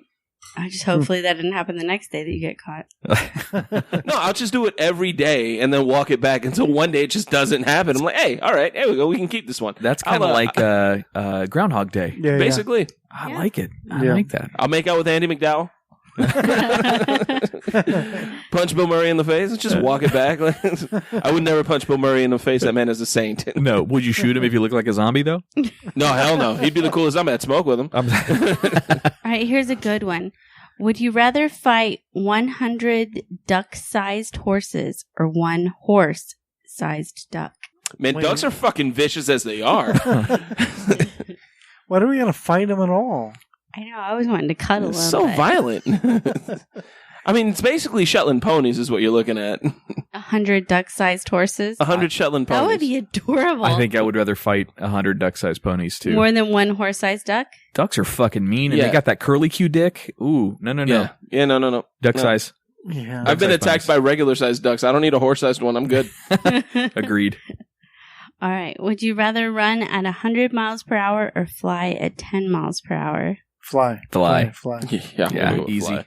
Yeah, and 10 miles an hour is already kind of, that's a pretty good pace. I'm good with that. That's almost, would you rather be Flash or Superman? I mean, that's almost that. Almost. Would you rather continue with life or restart it? Ooh. Ooh. Do I get to pick where I Ooh. started from, or I'm like starting at the womb again? Do I know what I know now when I start over? Unknown? I think that's too much. I think we're asking too much. I Did I don't get know. too deep? Is this That's up to you and your decision making. Is this the levels of Inception that we just went? That's your stuff. So what was it again? Would you rather? Keep going from where you are or hit the or reset restart. button. Control Z on life. I think you're just going to restart. So what you have now is gone. You just get to restart all over. Yeah, but I'm happy now. Then you Why want would to I- stay where you're going. Yeah, I'd stay Yeah, where you don't want to I'd stay restart right because now. you don't know. Like, you could restart and It's like the movie It's a Wonderful Life when he had to Right. start over. He didn't have everything. Every time a bell rings, an angel gets its. Is that that? Yes. Yeah. Good job. I would just Bonus continue. points for Adam. What about you, Jay? What would you do in that scenario? Continue going or restart? I mean, it's shit regardless, so I guess I just keep going. Keep going. Shit you know versus the shit you don't. You don't want to start over and get more shit? If Yeah. I restart, are we out of this Hillary and Trump issue? Is that behind us? Okay. They could come again, though. Non-political. Sorry. Go ahead. All right. Would you rather age from the neck up or the neck down? Only. Well, see, men, we just get more distinguished. That is true. That is very true. So I would say from the neck up. You're going to have some old wrinkly motherfucking face, and your body's going to be this chiseled rock star. there's not a single woman. Your body is going to stay young and healthy. It would cost a lot less to fix your face than the whole body, though. Well, my body is a wonderland. Tag. It is. I agree. There's not a lot. The song lyric. There's not a lot of women I wouldn't be able to Benjamin Button my way into bed with. Well, if I was a woman neck up, I was aging. Halloween would be the best time of year. I could just put on a mask and look hot. That's a good point. I don't know. I think it's 6 of one, half a dozen of the other for me. I don't really have a preference, I guess.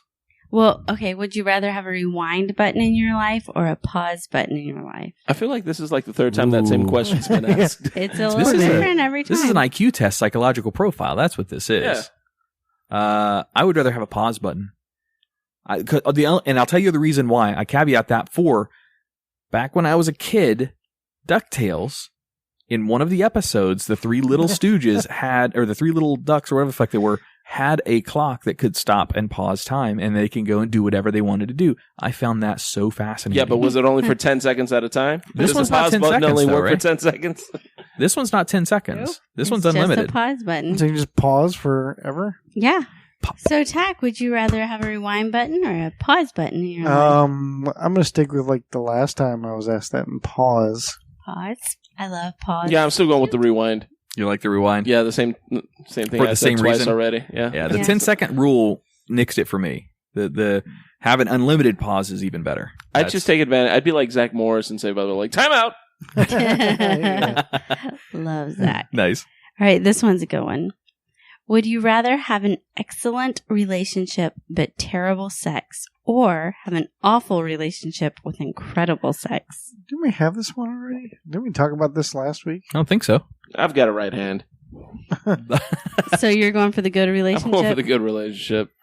Me too. Oh, that's. I've had a lot of shitty relationships with great sex. I mean, that's every relationship I've ever had. Yeah, I'm gonna go with a good relationship. Good. I'm going to do what you did to us a few weeks back. I want good relationship and good sex. Can I not do that? Is that not how it works? That's not the would you rather. That's All what right. she did to you last week? Good relationship and good sex. Yes, that's what she did. That's what I do to him every day. Oh, yeah. All right, next one. Would you rather always know when someone is lying or always get away with lying? Wow. Always know when someone's lying. Yeah. Always know. Knowing that is better. And then Yeah. you lie about knowing. Wait, what? No, you can't. I can't do that? No. Oh. You won't get away with You it. can't get away with that. Yeah, I know you're lying. Yeah. Yeah? Easy. Yep. All right. Would you rather have 10 wishes and can't wish for money or have $100 billion? I'd have $100 $100 billion and just buy my 10 wishes. Yeah. You can't buy wishes. What do you think I'm wishing for? Wishes A are boat, magic. a car, a house. Money. Just buying that. Tuition for your kids. See, I went non-selfish here. You too. I'm just Yeah, saying. I want the wishes. I wish I had a homeless foundation for children. Yeah. I got it, Adam. You get the money. I'll get the wishes. Done. We're You're there. set. Damn it. Good time to have a couple. Would you rather be... Jay, Tack, huh? Oh, no. They No. both- No. They can't go in on it with us. This is our thing. All right. Would you rather be opposite gender for a day or be a kid again for a day? Ooh, that's interesting. Kid, I don't want to ruin the magic. Opposite gender because Yeah, no, I my love luck. boobies. I want boobies. I mean, I have boobies now. Yeah. But you My- can play with my boobies all day. Yeah, but they're not attached to me. But I could just Aren't they, sit in though? your lap all day. That's a good. Hey, you know Well, that's a very good perception. I think, like, no, my luck, the day I would pick to be a woman is the day I'd have You a get your period. period. Yeah, I'm sure. Because if some guy's going to be a woman for a day, it's got to be all of it. You probably give birth too. Probably would. Yeah, no, it's like, what was it, Quantum Leap? Where what was it, Scott Bagley? He'd leap into somebody. Oh, He's like, boy. oh shit, I'm giving birth. Like, Yeah. that would God. that would exactly be how it happened. Did he ever leap home at the end of that show? Did I he ever don't make know. it home? I lost I interest. saw Quantum Leap on Netflix. That was one of the shows I wanted to start again. I started it. Did you? But I only got about 3-4 episodes in. But yeah, I want to continue it. I forgot about it. Was it good still? Yeah, it still holds up. I wanted to watch that one again. All right. Would you rather have your family read your entire internet history? You can't delete anything. Uh-oh. Or be secretly filmed while home alone and have the people at your work watch. Family would be way more Internet understanding. history. Yeah, no one's surprised. Yeah. Yeah.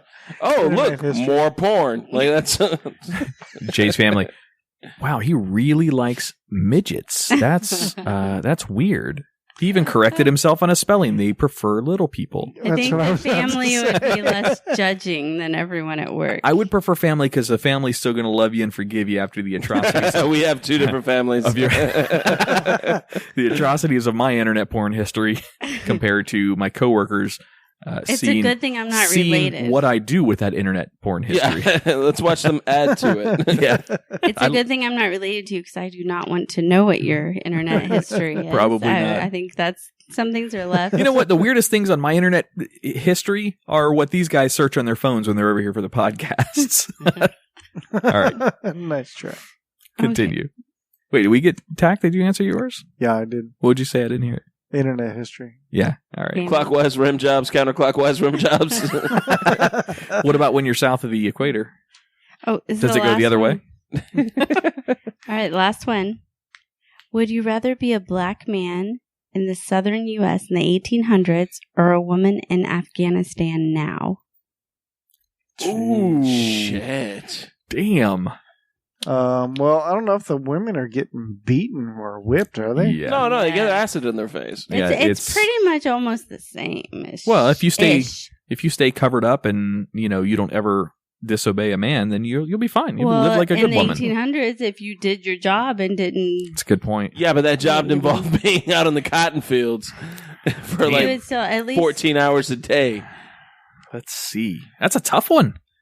That's almost a toss-up. That's rough. I'm going to go woman in Afghanistan. And again, I'd probably be on my period having a baby. But still. Yeah, me too. Woman in Afghanistan. At least you can play with that little baby after, though. I think I'm going to go. There's no joy. Yes, there is joy. You're not in a allowed to baby. have joy. No. I think I'm going to go to the same route. I'd rather be a Woman? woman. Yeah, in Afghanistan. That's just so you can current play day. with your boobies in the bathroom. Win-win. I'm just saying. All right. Bathroom, And hovel, whatever. Yeah. that ends my Would You Rather. That was good. Cool. I like that segment. That's you guys you. have brought that pretty well the last couple of weeks. All right, so let's take a quick break in studio, and when we come back, we're going to have the Diary segment brought to us by Andrea again.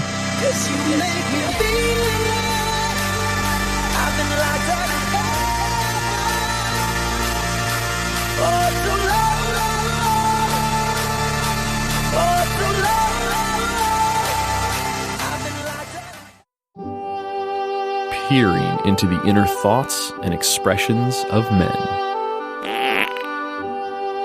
Women submit questions for Adam and Tack to get brutal, honest admissions.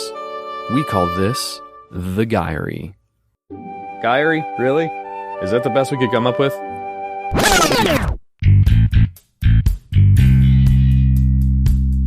So I had quite a few questions this week Okay. from girls who want to ask you guys some questions, get a little know about you guys and inside the guys' minds. And remember, we get to reverse one of these questions back on Andrea for a reverse crap. diary. So okay, true. so that's the end of the diary. nice. Thank you guys for listening.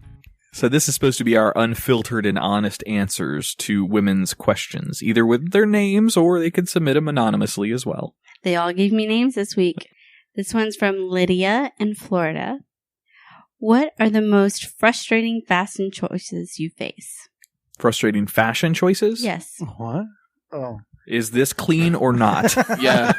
Does this pass the smell test? Yes. You're not exactly with a GQ kind of guy, you know what I mean? Yeah. I'm trying to determine how much longer I can get these flip-flops to last with all the tread worn off on them on the bottom. I've been thinking they're like 2 sizes too big for you, though. No, they're about half a size too big. They are a little No, bit there's big. like this much room out the back. No, don't Totally tell me tell. that. It makes me think I have a bigger dick when I have a bigger shoe. You don't need a bigger dick. As someone who You're wears a good. size 15 shoe, I can assure you that is a lie. Me wearing size 15 shoes just means I have a long trail of disappointed ex-girlfriends. All right. Okay.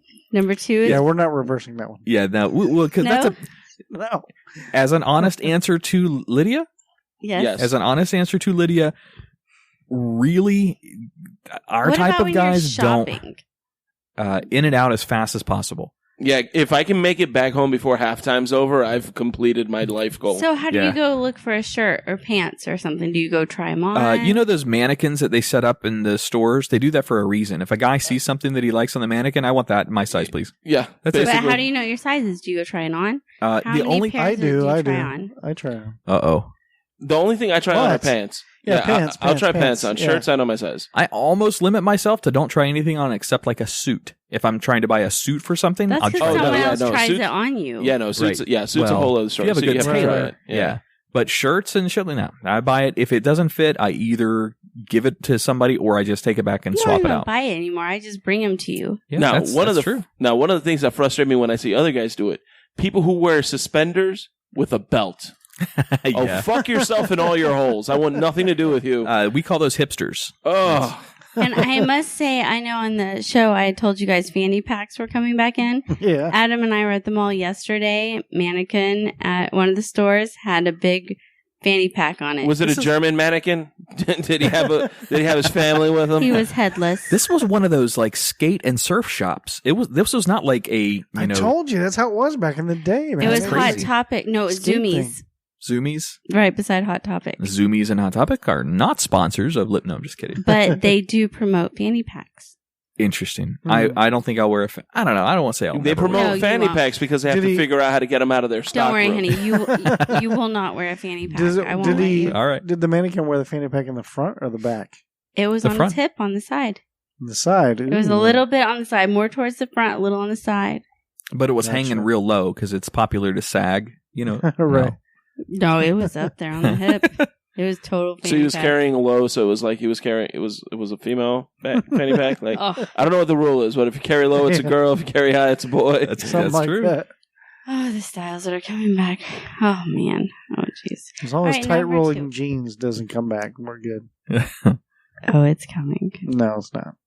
Number 2 is from Valerie in Texas. Why are men obsessed with butt stuff? Because you let us. Like what? You're talking about like anal? I'm not obsessed with it at all. oh. I don't really care I much see, about I it. see. I thought it was the obsession with a butt, but it's talking about doing butt stuff. That's what I took it as. I guess you can Yeah. take it whatever you It want. said butt stuff, right? That was the actual quote. Yeah, butt Yeah. stuff. Okay, it's one of two reasons. Either A, you let us, and well, there's no reason not to be if you let us, or B, or two, you don't let us, and you always want what you can't have. That's a good point. I didn't think about the taboo of this. Yeah. Yeah. Usually, I would guess what's the taboo of it makes it more fun. Yeah. I would agree with Yeah. the taboo behind it because it's not supposed to happen. It's a sin. It's illegal, right? Yeah. That's In like some Technically- states, yes, sodomy is Sodomy. illegal. I Yeah. believe in Florida it's illegal. UCMJ, buddy. It's against the UCMJ. It is against the UCMJ. It absolutely is. It might be. That's also like saying that giving your husband a blowjob inside is illegal. That's technically illegal Yeah. in our state. That's I all think right. I'm that with a there's- guy who loves breaking the law, so There's an episode of the Twisted 10 where it discusses things like this. The crazy religious practices. No, the laws. The laws that are laws. the yeah, laws that there are Andrea wasn't Joy one did. about Still on there the wasn't books? one about butt sex though. We'll have to do another one of those, huh? that was a good episode. That was awesome. That's my first one. All right, number 3 is from Erica in Florida. What do boobs feel like against your chest when you hug a woman? Can you feel them? Yes. There are 2 ways to do a hug with a girl. You go in for the gentle pelvis away and shoulder in, so you are polite about it. And then there's another way to give a girl a hug where it's full body contact, straight up in there. Honestly, I don't even notice unless it's like a stiff bra. The smack on the head was the icing on the cake to that statement. That was awesome. That was awesome. That's me snapping that stiff bra. What's a stiff bra? like if there's like a lot of padding or something, you know what I mean? Like a Madonna pointers? Like padded with tits or what? No, like I don't look. Don't come. I don't know. Like I just. No, I was honestly curious. Yeah, no, like if there's like a lot of padding or something and she comes in for a hug, yeah, I'll feel it. Otherwise, I don't notice. But do you feel the padding? Well, if she's got big boobs and not a padded bra. Most of the times boobs will smush out, so it's like a lot of pressure going against you in one area, not like you don't have like feeling receptors in your boobs and men's boobs to feel other boobs. I mean, at least I don't know. I guess maybe like when you're hugging a woman like that, I don't know. You make sure you don't squeeze because you never know if they're water balloons. Comes and gives me a hug. Is he feeling my boobs? Not necessarily. No, that's not a real. No. Not really. But does he? There's much more. Really There's a lot more fun ways to cop a feel. Yeah. Agreed. Like that's not really a way to get felt up. Yeah. Or guys don't. We don't really care too much about like. Ooh, when I hugged her, I felt her tits on my tits. Like that's not anything. Yeah, any guy who does talk like that, like even we think that guy's a creep. Like other guys are walking away. And he's that probably dude is like touched. 12. Wait a minute. I just started this by saying there are two ways: one to be able to feel and one to not. So I'm the creep. I'm the creep here. All right, got it. You only hugged me that way. Well, now I'm going to watch how he hugs every woman he comes in contact with. Yep. Ass I mean, out. not to get mad at him, just to like take a. Yeah. How did they feel, Adam? Ass out hugs are important. We have some girls coming in next week, so I'll make sure and everyone watch how he hugs them, so we know if he feels their boobs or not, and we'll ask them We how have they girls felt coming after. in. What are you talking about? Yeah, for next week's guests. Oh, Yes. okay. All right, number 4 is from Stephanie in California. Why do men always have to oogle? Is that right? Oogle? Ogle? Jake? What are we talking Ogle. about? From State Farm? Jay. Ogle. We're looking at ogle. Ogle at other women. Why do men always have to ogle? I mean, We it's don't. No, go ahead, man. no. Some of us do. Yeah, I don't know. I mean, not always. Like this. And by the definition of ogle, does that mean stare longer than appropriate? Is that kind of what ogle means? Okay. I would think so. Men are visual, and visual stimulation is what really triggers for most men. I won't say all men. There's like normal men, and there's like Tack, where Tack wants to hear the sensitivity of the. No, I'm just kidding. No, men are very visual. So anything that drives that visual stimulation is going to catch our attention. Now, the common decency in a situation like that, if you're being noticed either by your girlfriend, wife, or whatever, or even by the woman you're staring at, is to you get a couple of seconds and then look away. I mean, you've seen enough of it to plant that image in your head. Time to move on. There's a strategy What do behind you it. need the image for? Just for man stuff. Oh, okay. You know, For man Okay, stuff. Man stuff. right? Okay. It's for private time. Is that pretty much on spot? No, yeah, that's pretty. I mean, it doesn't mean anything. Like, you know, it's not like, oh, I just cheated on my girlfriend or what. You know, I don't know where I'm Well, going maybe with mentally you did. that. No. You just I fucked the hell out of that waitress. Yeah. Right. But it's not like, I don't know. What was the actual question? Why do men always have to ogle at other women? Why do they have to? We don't have to. I Damn, guess. Tack took the gentleman No, way out why again, do men? Jay. Oh, yeah, No, have to. I'm not That's the trying to same take a thing I said at gentleman. first. Yeah, we don't. Like, Yeah, we don't always Yeah. have to. But sometimes things do catch your eye. It's really all you can really say. Yeah, in my case, if I'm ogling a woman, it's because something is going wrong. Like in all seriousness, because if it's like a hop, like I grew up in Miami, that's nothing new to me. So it's like, oh, yep, she's a babe. All right, but if I'm staring at something, it's because something's way out of place. Or you're Yeah. waiting for something to happen. Yeah. Like that gust of wind to come along, or Oh yeah. You know, Oh, whatever. yeah, that situation, sure. yeah. Like, yep, Me I saw that. yesterday. Can't take that back. Andrea wore a short dress that was like plumey to the mall, and of course, yesterday was the windiest fucking day in the world. So there she is. It wasn't short. It was just like a scarf. Like, I had a dress under it, but the whole outside was a scarf. Every time I got out of the car, it was like, whoosh, like way Yeah. bigger than Marilyn Monroe's ever went. And I'm just like, holy cow. Okay. So, number 5, Sandra in Texas. Where do guys go when they want to be alone? Take it. Okay, It's first easy. of all, I know what you're thinking. Yeah. Yeah. But secondly, that's just We're not giving that away. Yeah. This is guy code Okay, stuff. y'all Isn't it? took this totally different than I did. Stop trying to track your boyfriend's whereabouts. He's probably in the bathroom, in all honesty. Ding, ding, ding, ding. Yeah. That is where I go to be alone. That is step one. Okay, Yes. I took that totally different than y'all, I guess. Oh. Well, because I took it because they're all things John Tesh on the radio all day at work, everything. Couples need their alone time. They need their alone time. So I took this, where do the guys go during their alone time? Yeah, we're not telling Where you. is the secret time? First of all, don't take Is there a relationship secret advice place? from John Tesh. That's what I have to listen to all day. Oh my every day. God. Is he playing the piano? I'm at the picturing same like time? Narnia or something. Yes, that's exactly. Yes, we are in Narnia. closet. Absolutely. Yes. Yes, that's I'm so deep in the closet. I go on adventures with Aslan. Because that's where girls go too. Aslan? Is that what Aslan. it is? Yeah, That's it's. nice. Mhm. That's back to question number 2. Why are guys into anal? I know. I prefer that, the nice massaging shower head. That's a good alone time. I always thought that massage function was just to get rid of the stray pubes from the bar of soap. I had no idea that was an actual thing. Oh no, it's like orgasm every shower. It's awesome. Yeah, I learned that. That's what I learned in marriage. She's like, "Why is it always a massage function? Do you take massages with the shower head?" I'm like, "No, that's how I get the pubes off the soap." Like, every man listening to this is going to try that now, Absolutely. and I promise you, it works. No, the massage thing works too, though.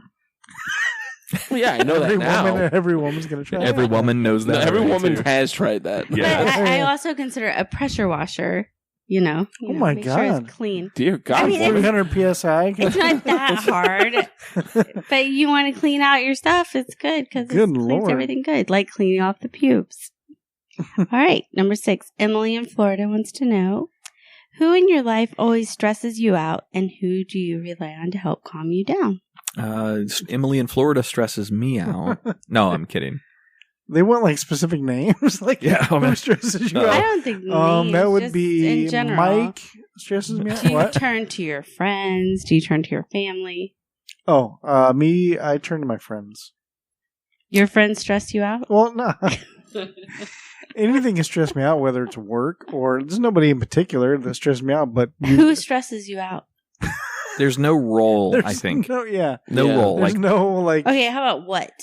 Would that be What? No, I guess that Oh, wouldn't be the Lord, question. it'll be It's all that who. night. changes. Yeah, that That changes the changes question. the whole Life. question. Tax like a. Do you have Yeah. time? It's who. It's who. Who Life stresses stresses you me out, and I turn to the bottom of a bottle because I make unhealthy choices. I think all 3 of us would answer this way though. One of the things that a lot of guys that I know in the same group of like-minded people think turn to video games for stress relief. That's a really, really good outlet for stress, and it's also something just to Unless take you're your playing mind. Call of Duty, man. You're playing It says- Call of Yeah, Duty. that's true. Yeah, playing It Call of says Duty with who. 10-year-olds. Who do you turn God to damn calm it, you mother- down? Mr. PlayStation 4. That's who I turn to. That's sweet. Friends as well, I guess. It just, it depends. If one of my friends is the one that's irritating and stressing me out, then obviously not that one, but it's just a circle of friends. You got to have that group that you can go and just, vent to that doesn't want to take action, but they just want to let you listen. Yeah, I'm much or allow you closer to with talk. friends than I am with family. So. Yeah, I don't know that I have a constant that stresses me out, but when I need to deal with it, I, go to my secret place that I'm not admitting where I go to for a long time. Narnia, yes. Narnia is, Go to Narnia. if you say Narnia backwards, it says Lidos. I don't know what that means. No, it but- does not. Number 7 is Jackie in Florida. How do guys want girls to apologize after they screw up? Just do it. Holy shit. Do women apologize? Do you know how to do that? That's why she's asking. She's asking Well, how. Has that ever happened? How? Well, okay, How do here's you do how. The best way Tax to do Mr. it- Sensitive. He's probably got the Mr. best answer. Sensitive. No, really. You've got All the right, best answer all out of right, anybody all for right. this. The best way to apologize is this is for anybody, not just for the Blowjob? women. Well, yeah, but they should first of all acknowledge why they're apologizing, because you'll say, "I'm sorry." What are you sorry for? Oh, that stresses me out. Can I take my answer back? Babe, I'm sorry. Do you even know what you're apologizing for? God, fuck. No. Well, it's good to acknowledge why you're apologizing, so you both have an understanding, and I don't know. That's it. I agree that don't apologize with you apologize for the way that we feel, because that's not an apology. If you ran over my cat or something, You apologize for the action, I'm not sorry you feel bad about me killing your cat. exactly. That's not an apology. That's a backwards apology. That doesn't count. Those don't count, ladies. Those don't count. But they count if guys say it that way. No. Oh, okay. No. All right. Is that it? Okay. I guess, yeah. I guess so. Mm. Were you- Oh yeah, no. For me, like just be sincere. Just whatever you do, just be sincere about it. And That's good. end it with a blowjob. always end it with a blowjob. That's like the punctuation No, mark because on I an don't. apology. No, because I don't want to start being suspicious of blowjobs. Good call. Like she starts going down. I'm like, oh wait, whoa! What the fuck did you do? What did you do? It comes after the apology. Yeah, but no. No. You don't don't. wanna associate I don't the want to two? associate. He's going to have a Pavlovian association between blowjobs I just and like apologies. any excuse to give a blowjob. So, all right, number 8 is Natalie Why in don't Georgia. you go ahead and apologize to the three of us? I'm Get it sorry, out of the way. guys. Number 8, Natalie in Georgia. When do guys view relationships serious? When what? When do guys view relationships serious? As serious. When do they view a relationship When she's as pregnant. serious? Yeah. Yeah, too late. It's always too late. Wow. This is going to sound sappy as fuck, but when you fall in love with a girl is, I think, when it becomes serious. That doesn't mean you're marrying And her I'm right Mr. then, Sensitive. but that means when you're progressing to the next stages of a relationship. So when you fall in love, I think that's a major, changing force in how the rest of the relationship is going to go. Aw. That was like on day 1 for us. It sure was. Aw. Good answer. Good answer. No. I'm sorry. Come here.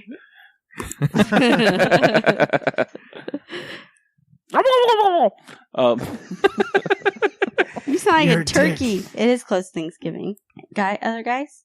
I don't know that there's a I think constant for it's that different. one. Yeah. I think it's different for every relationship. So So when do you view a relationship as serious? When I'm not You just looking, know. when I'm not looking for the nearest exit. That's good. Yeah. Okay. and you're also not looking at other potentials or anything like that. Other men? When you make the decision to go Other monogamous. women. When you surrender, that's what it is. When you just surrender I over surrender. anything It's a else. good term for it. No, it's not. It's a horrible term for it. But You're surrendering your love to to the each woman. other.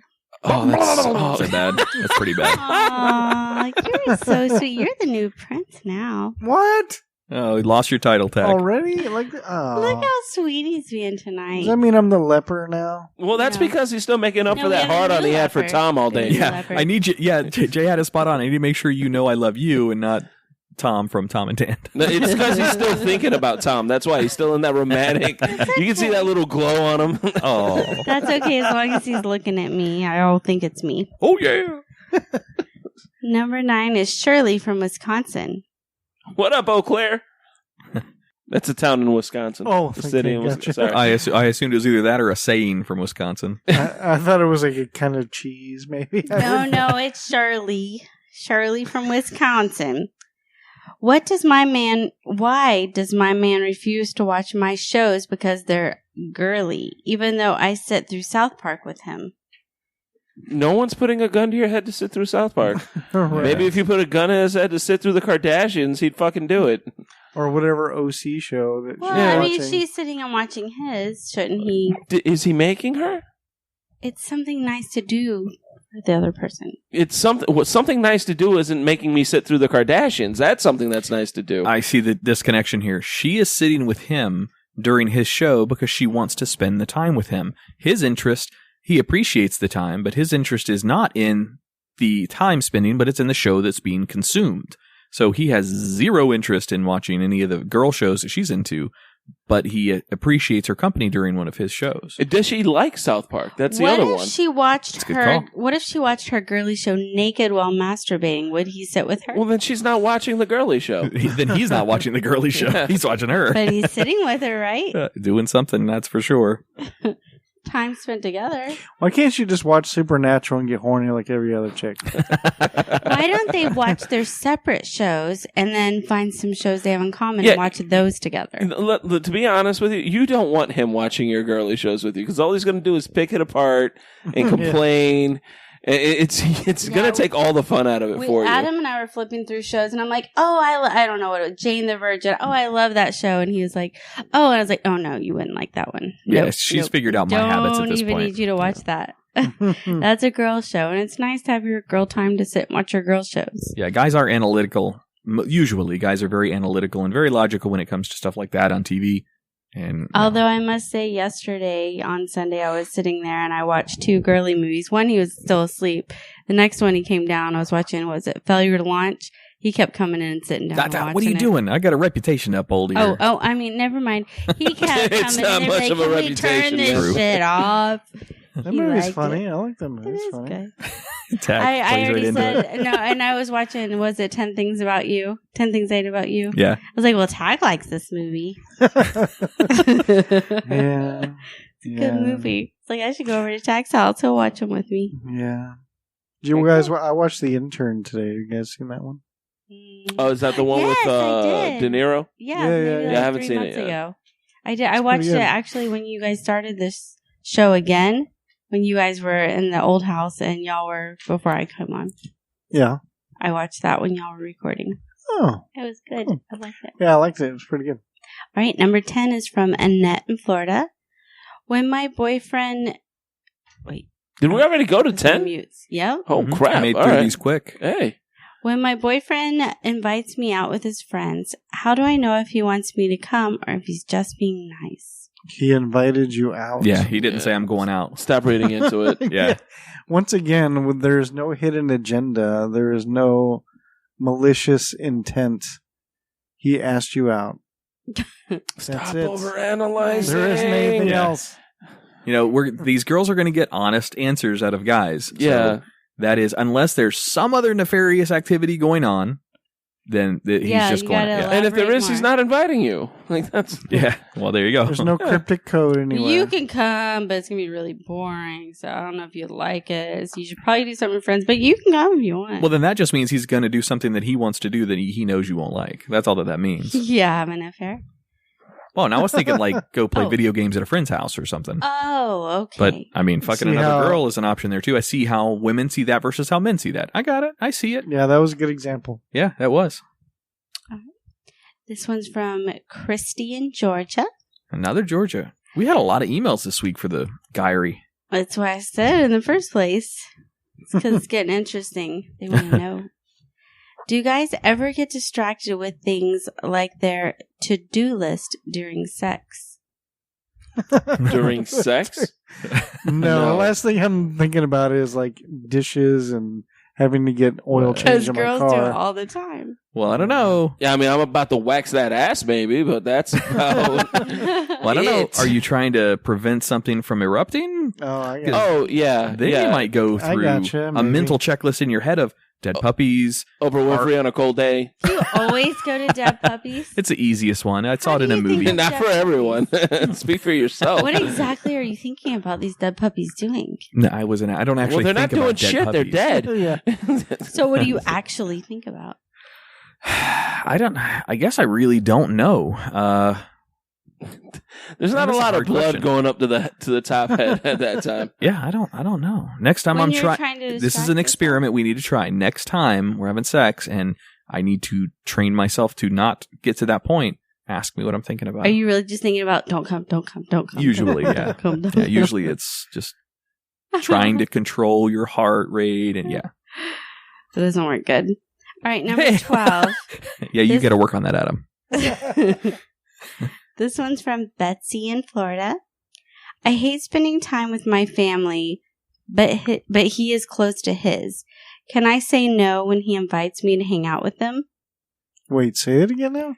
She hates spending time with her family, but he loves to spend time with his. So that means she doesn't like hanging out with his family. Yeah, That's, so can that's I what that's say getting no to. when he wants to go hang How out with did his we family? come to that conclusion aside from her saying that, though? Can I say no when he invites me to hang out with Sounds them? like she just doesn't like family. Yeah. So yeah, that's kind of. She a just stretch. wants him all to herself then. Yeah, it sounds like you Or don't enjoy do- hanging out with his family either. Right. That's So it what that should be, sounds like. I don't like his family. Can I say no when he asks Yeah. me to hang out? Her family has nothing to do with this question. I think she just wanted to put that out there in case it were listening. Like, I don't like you fuckers. Stop inviting me places. I think she just doesn't like groups of people or family hanging out with anybody's family. Just not. There's some underlying reason. So what was there. the actual question? Is it okay for her to say no? She doesn't want to go. Yeah, can I say no when he invites I'm me not to hang out speaking with for him? that, dude. Yeah, because then we're the ones getting the hate mail. I wouldn't necessarily get offended, but if it's a repeat pattern that happens over months or years, then there's something else that's going on there. Are you ashamed of my family? Like if I invited you and you kept telling me, you didn't want to go to my folks' place, what is it? Is there something that you're ashamed of over there? Do you get treated poorly, et cetera, et cetera? So I'd look into it deeper after a certain amount of time. Yeah, that's something to consider when you're getting into a relationship. If you are the type of person that is not tight knit with a family and you keep to yourself, and you're getting with somebody who is tight with their family, you shouldn't be together. No. Yeah, that's not if straight you don't up. want to get close to any family. Yeah, It's not he gonna obviously is close with his family. work. It's and not going to work. And that's a major part of his life, and you're also a major part of his life, but you can't and you can't mix together. it two. It's not gonna, that's not going to last long, and if it does last long, it's not going to last happily. You're gonna be on the losing end of that one. Yeah. So. Move on, honey. Find another loner. No. Oh, that's rude. She was the one who emailed us. I'm sorry. What was her name? Betsy, I'm sorry. Betsy, really? Betsy. It's 2016. From Someone's where? named Betsy? Betsy from Florida. Okay, no, because she might be from Jupiter. I buy that. Awesome. Okay, got it. All right, number 13 is Candace in California. What goes through a man's head when he sees you naked for the first time? Boobs. Goes through a man's head when he sees you naked. Okay. Blood loss. Yeah, because it's rushing somewhere else. Probably a sense of accomplishment because for the first time, that means you're getting to experience something that's incredibly sensual. It's like what all men drive to in their life. Well, I don't say all men, but the majority of men drive to in their life is to do whatever it takes to get to a position where you're about to be in those types of relationships with women, so you feel the sense of accomplishment that you're there. So you feel like you're about to get laid. Well, what's the context though? Because if it's with a homegirl, or you're with a female friend, and she's just friend zoning the shit out of you, and she's like changing clothes in front of you, it's like the first thing in my head is like, hey, I'm not gay, right? Good call. I didn't think about that. You Does that happen to you a lot, Jay? every now and then, yeah. The friend zone sucks, man. It's just Jay. It's just Jay's Jay. getting A. It's cool. Yeah, I guess I would do that too. I was just with a bunch of guy friends. I don't know, sense of accomplishment for sure, but that throws me for a fucking loop. Jay's comment. Like what's the context here? Like, are you just changing clothes in front of me? Because at that point, I'm like, hey, is functioning penis. Is there more to her email, or is that just the only single question? That's it. Yeah, it depends. Yeah, I've only changed. Like if it was my gay friends, like when we had our Halloween party, and I was just changing, and Jason and his boyfriend were up there. It doesn't matter, Jeremy. Right. Yeah. As we ponder. I didn't realize there were people out on the back patio, though. That is a difficult one. I don't know how to answer that at this point. Yeah, it's too different. You know what I'm normally thinking? She brought it up. What I'm normally thinking when I see a woman naked for the first time? She has no idea I'm up here. Hiding in this tree. What about what goes... What's that rustling in the bushes? What about what goes through your head when you see the person you're dating naked for the first time? Are we talking about a VH1 series that our boy Connor was on? No, we're talking dating about naked for the first. Sorry, the first time you see your. This is how I was taking. I was giving him a shameless plug. Yeah, I like what how Adam. It's my. That's my. It's my. We've only been doing this like for a year, Tack. I mean, Adam answered that. Holy shit, that was weird. I like how Adam answered it. So, yeah. Sense of accomplishment. All right, number 14 is from Helen in Tennessee. Tennessee. I know guys think about other women during sex. No, it was a good Arrested Who Development. do they think about? There you go. Sorry, continue. Nice. Go ahead. What? Oh, I asked to answer. Repeat. We were talking over you. Say it again. Yeah, so answer it. 4. 17. 4. Tennessee. None of that answers it. Wrong. Okay. Oh, cat. I know guys think about other women during sex. Who do they think about? Oh, cat. Typically the woman that's in front of me. Yeah. Yeah, you don't know much if that's guys what you know. Wait. I'm sorry. We've answered a similar one to that before. Guys think about other women during sex? Yeah, sometimes. Really? Yeah. There's I mean, Well, it's fantasy. you're with a woman. every now and then I have to think about Oprah Winfrey on a cold day. So yes, I guess that would. But you're with a woman. Depends if I'm Why trying do you to. think about another? If I'm trying to repulse myself from coming, then I'm I trying might- not to finish so quick. Yeah, This is for them. I mean, I would get it if you were like masturbating or something. But if you're with the woman, why do you need to think about another woman? That's the thing. Guys don't always think about other. Like that's if she says, "I know, guys." No, you don't. You don't know anything. yeah, not always. That's a lie. You've thrown yourself under the bus. Adam just said that it's true. It is true. I mean, some extent of that is true. That doesn't mean all guys do it. That doesn't mean I do it. It doesn't That just mean it happens all the I'm time. never having sex again. There have been just blowjobs. Fuck that! I got the shower head. there was once where I was with a woman and I was going to finish way faster than I should have ever even considered finishing, and I had to think about Janet Reno. Who did pass away today? Oh, shit, I totally forgot about that. Oh, man. No, I sincerely did. I had to think. It was like, okay, what's going to stop me? Janet Reno. And I lasted for like an hour and a half. I don't know who did a better Janet Reno or the person on SNL playing Janet Reno. Who was that? Was that Will Ferrell? I don't who played remember. Janet Reno on SNL? I don't remember. I don't. Somebody did it so good back in the day. Okay, so there's your answer. Yeah. Cat? Janet Reno. Oh, well, no. I what was the actual question? I know that do men you think think about about? other women. I know that men think about other women during sex. Who do they think about? No, you want like specifics? No. Yeah. What kind of answer are you expecting from Pat. me? Mom. So I'm you thinking about mom. other Like, women during sex too? No. You're having sex with a girl and you're thinking about another woman? No. I didn't think Prince No. Tack would. You usually not, Of but all the guys. fantasies typically would be. I would assume what the answer would be here. So a What? fantasy in your mind where. While you're having sex with someone else, you're Wait, having back to a Tack. fantasy? Look at Tack and ask that. Oh, Don't what? look at me. While you're having sex with... Wait, welcome, what? she's What she's is not going on? coming to me Okay, about it. let's up just is skip. down, the sky is red. I'm diverting from this answer. I don't even want to know.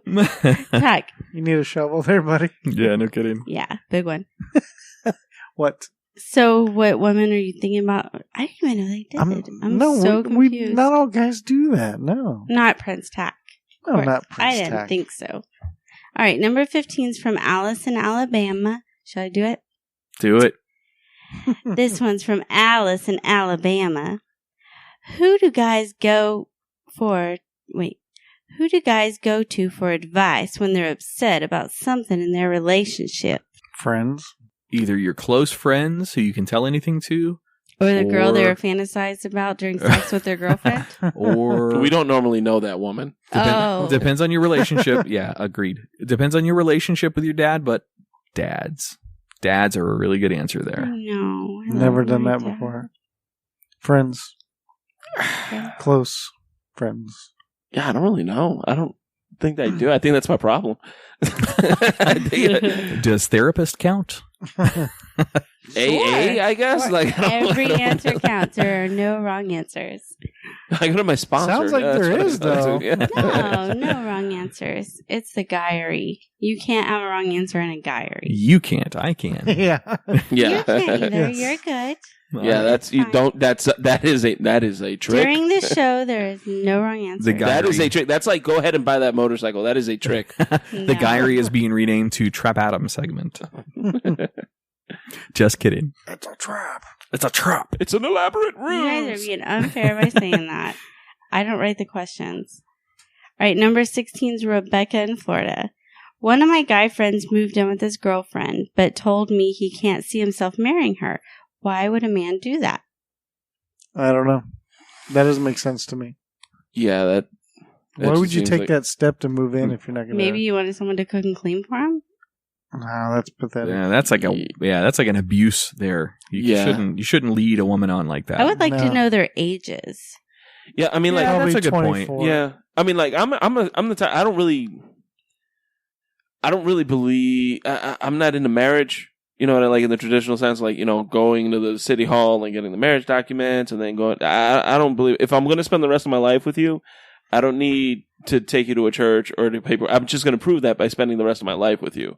Now, if that's the idea, like, yeah, I'm not going to marry that. Okay, I can see that because that is I see his your step. point, yeah.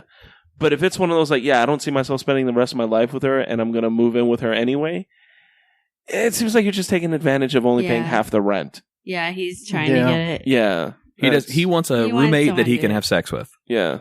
If Who's that's going to pay the bills and clean and do all the domesticated stuff? well, if that's what they do in their relationship, we might do that in ours. They may not. He may be the Oh, it kind cleaner of sounds and- like my last. Yeah, maybe he choice. just doesn't want to pay the whole Sorry. rent. Like, I don't know. Ooh, did it just get louder? You got ridiculously loud. Wow, what Hey, happened? What's up, buddy? Now it finally sounds normal like it should. Did you turn the microphone around? I have just- to turn you down. No, Did you I- flip your switch?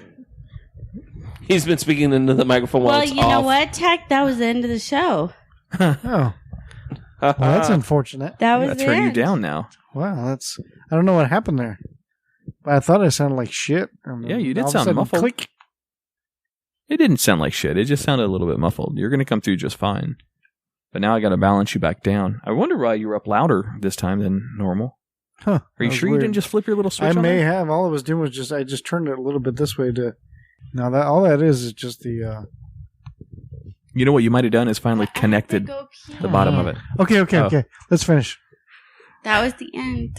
That was all the Guyry questions? All Very right, question. appreciate it. Awesome. That If was you good. if you want to submit a question for the Guyry, send it to show@livingpodcariously.com or hit us up on Facebook, facebook.com/livingpodcariously, and send us a direct message on there, or message Andrea directly on Facebook as well and ask her your question. And as you can tell from these guys' answers, if you really want a good answer, be more elaborate about your question and give details. Give us some they'll scenarios. Give Yes, you background better stories. details in their answers. That's a good call. Yeah, That's a very Yeah. good good call. job. All right, well, let's wrap up the show, guys. What do you think? Yeah, that's Sounds Coming off of a definitely- hell of a it's fun good, interview good today. Episode, long episode. Yeah, it's a God little damn long. it, Adam. Put it back in your pants. All right, where are you going to be this week, Jay? You got any shows coming up? This week I will be at well, this probably isn't going to air until afterwards. I will be at Old School Pizza on the 12th. That is a Saturday. I will be at the Old School FIT location. Next week, for those of you that want to catch me, I actually have a busy week. Next week, Tuesday, which will be the 12th, 13th, 14th, 15th. Tuesday I will be at Patty Cassidy's in Cocoa Beach. Wednesday I will Nice. be at Hogan's Irish Bar in Cocoa Beach. And Thursday through Saturday I will be at Gregory's Upstairs Comedy Club in No, Cocoa you're Beach. talking about you're performing there, not just there, right? Oh no, No, I'm he just hangs gonna out. be eating and drinking myself into oblivion. Yeah. No, these will be performances. These are our shows. Tuesday and Wednesday. Tuesday at Patty Cassidy's. Wednesday at Hogan's. That is being show produced by EJ Nonstop, who is a great comic that Nice. travels around. And Thursday, Friday, Saturday. Well, that's Gregory's Comedy Club, and they're Not always for fun. you know, not for nothing with that, but you this is not a shameless plug for you, but those shows are really fucking entertaining. Yeah, they are. They're- I have not laughed as hard as I did at your guys' last two performances, and that shit is really, really good. So if you want free or cheap and free comedy in Brevard County, go check them out, because it's two They covers were nothing. One cover They had prefer the term inexpensive. yeah. all right. Yeah, no, yeah. Tuesday and Wednesday are free shows. Buy something from the bar. Please patronize the establishment. And then Thursday through Saturday, it's a $12 cover charge. Nice. Cool. Well, very cool. All right. And if you want to follow us on Twitter, it is at Podcarious. We'll have to start actually updating it a little bit, I guess. I know we got to do Uh-oh. more stuff on Twitter. Uh-oh. We need to like create a hashtag or create some sort of contest or something on Twitter. Hashtag shenaniganery. I like shenaniganery. That's pretty good. No one's But, going to hashtag that. Also follow us on Facebook as well. And what else? Check out our other show. We've got another podcast that the four of us produce called The Twisted 10. And it's a top 10 podcast, unique and original top 10 lists. And it's not like a quick, 10 through 1. We break it down and discuss it and joke and have a good time about it. So check that out as well. Hell yeah. All right. Well, let's get out of here, guys. Thanks for listening this week, and special thanks to Tom Vann from Tom and Dan out of Orlando. No hard-ons right now, guys. Yeah, no, thanks, dude, for coming out. Calling That me. was awesome. badass, Yeah, good interview. We greatly appreciate it. We look forward to doing stuff with you guys in the future. So thank you, and for any of the BDMs that are listening, thanks for tuning in and giving us a shot as well. All right, man. Well, I'm Adam. Thanks for listening. I'm Tack. I'm Andrea Joy. I'm Jay Alvarez. See you guys next week.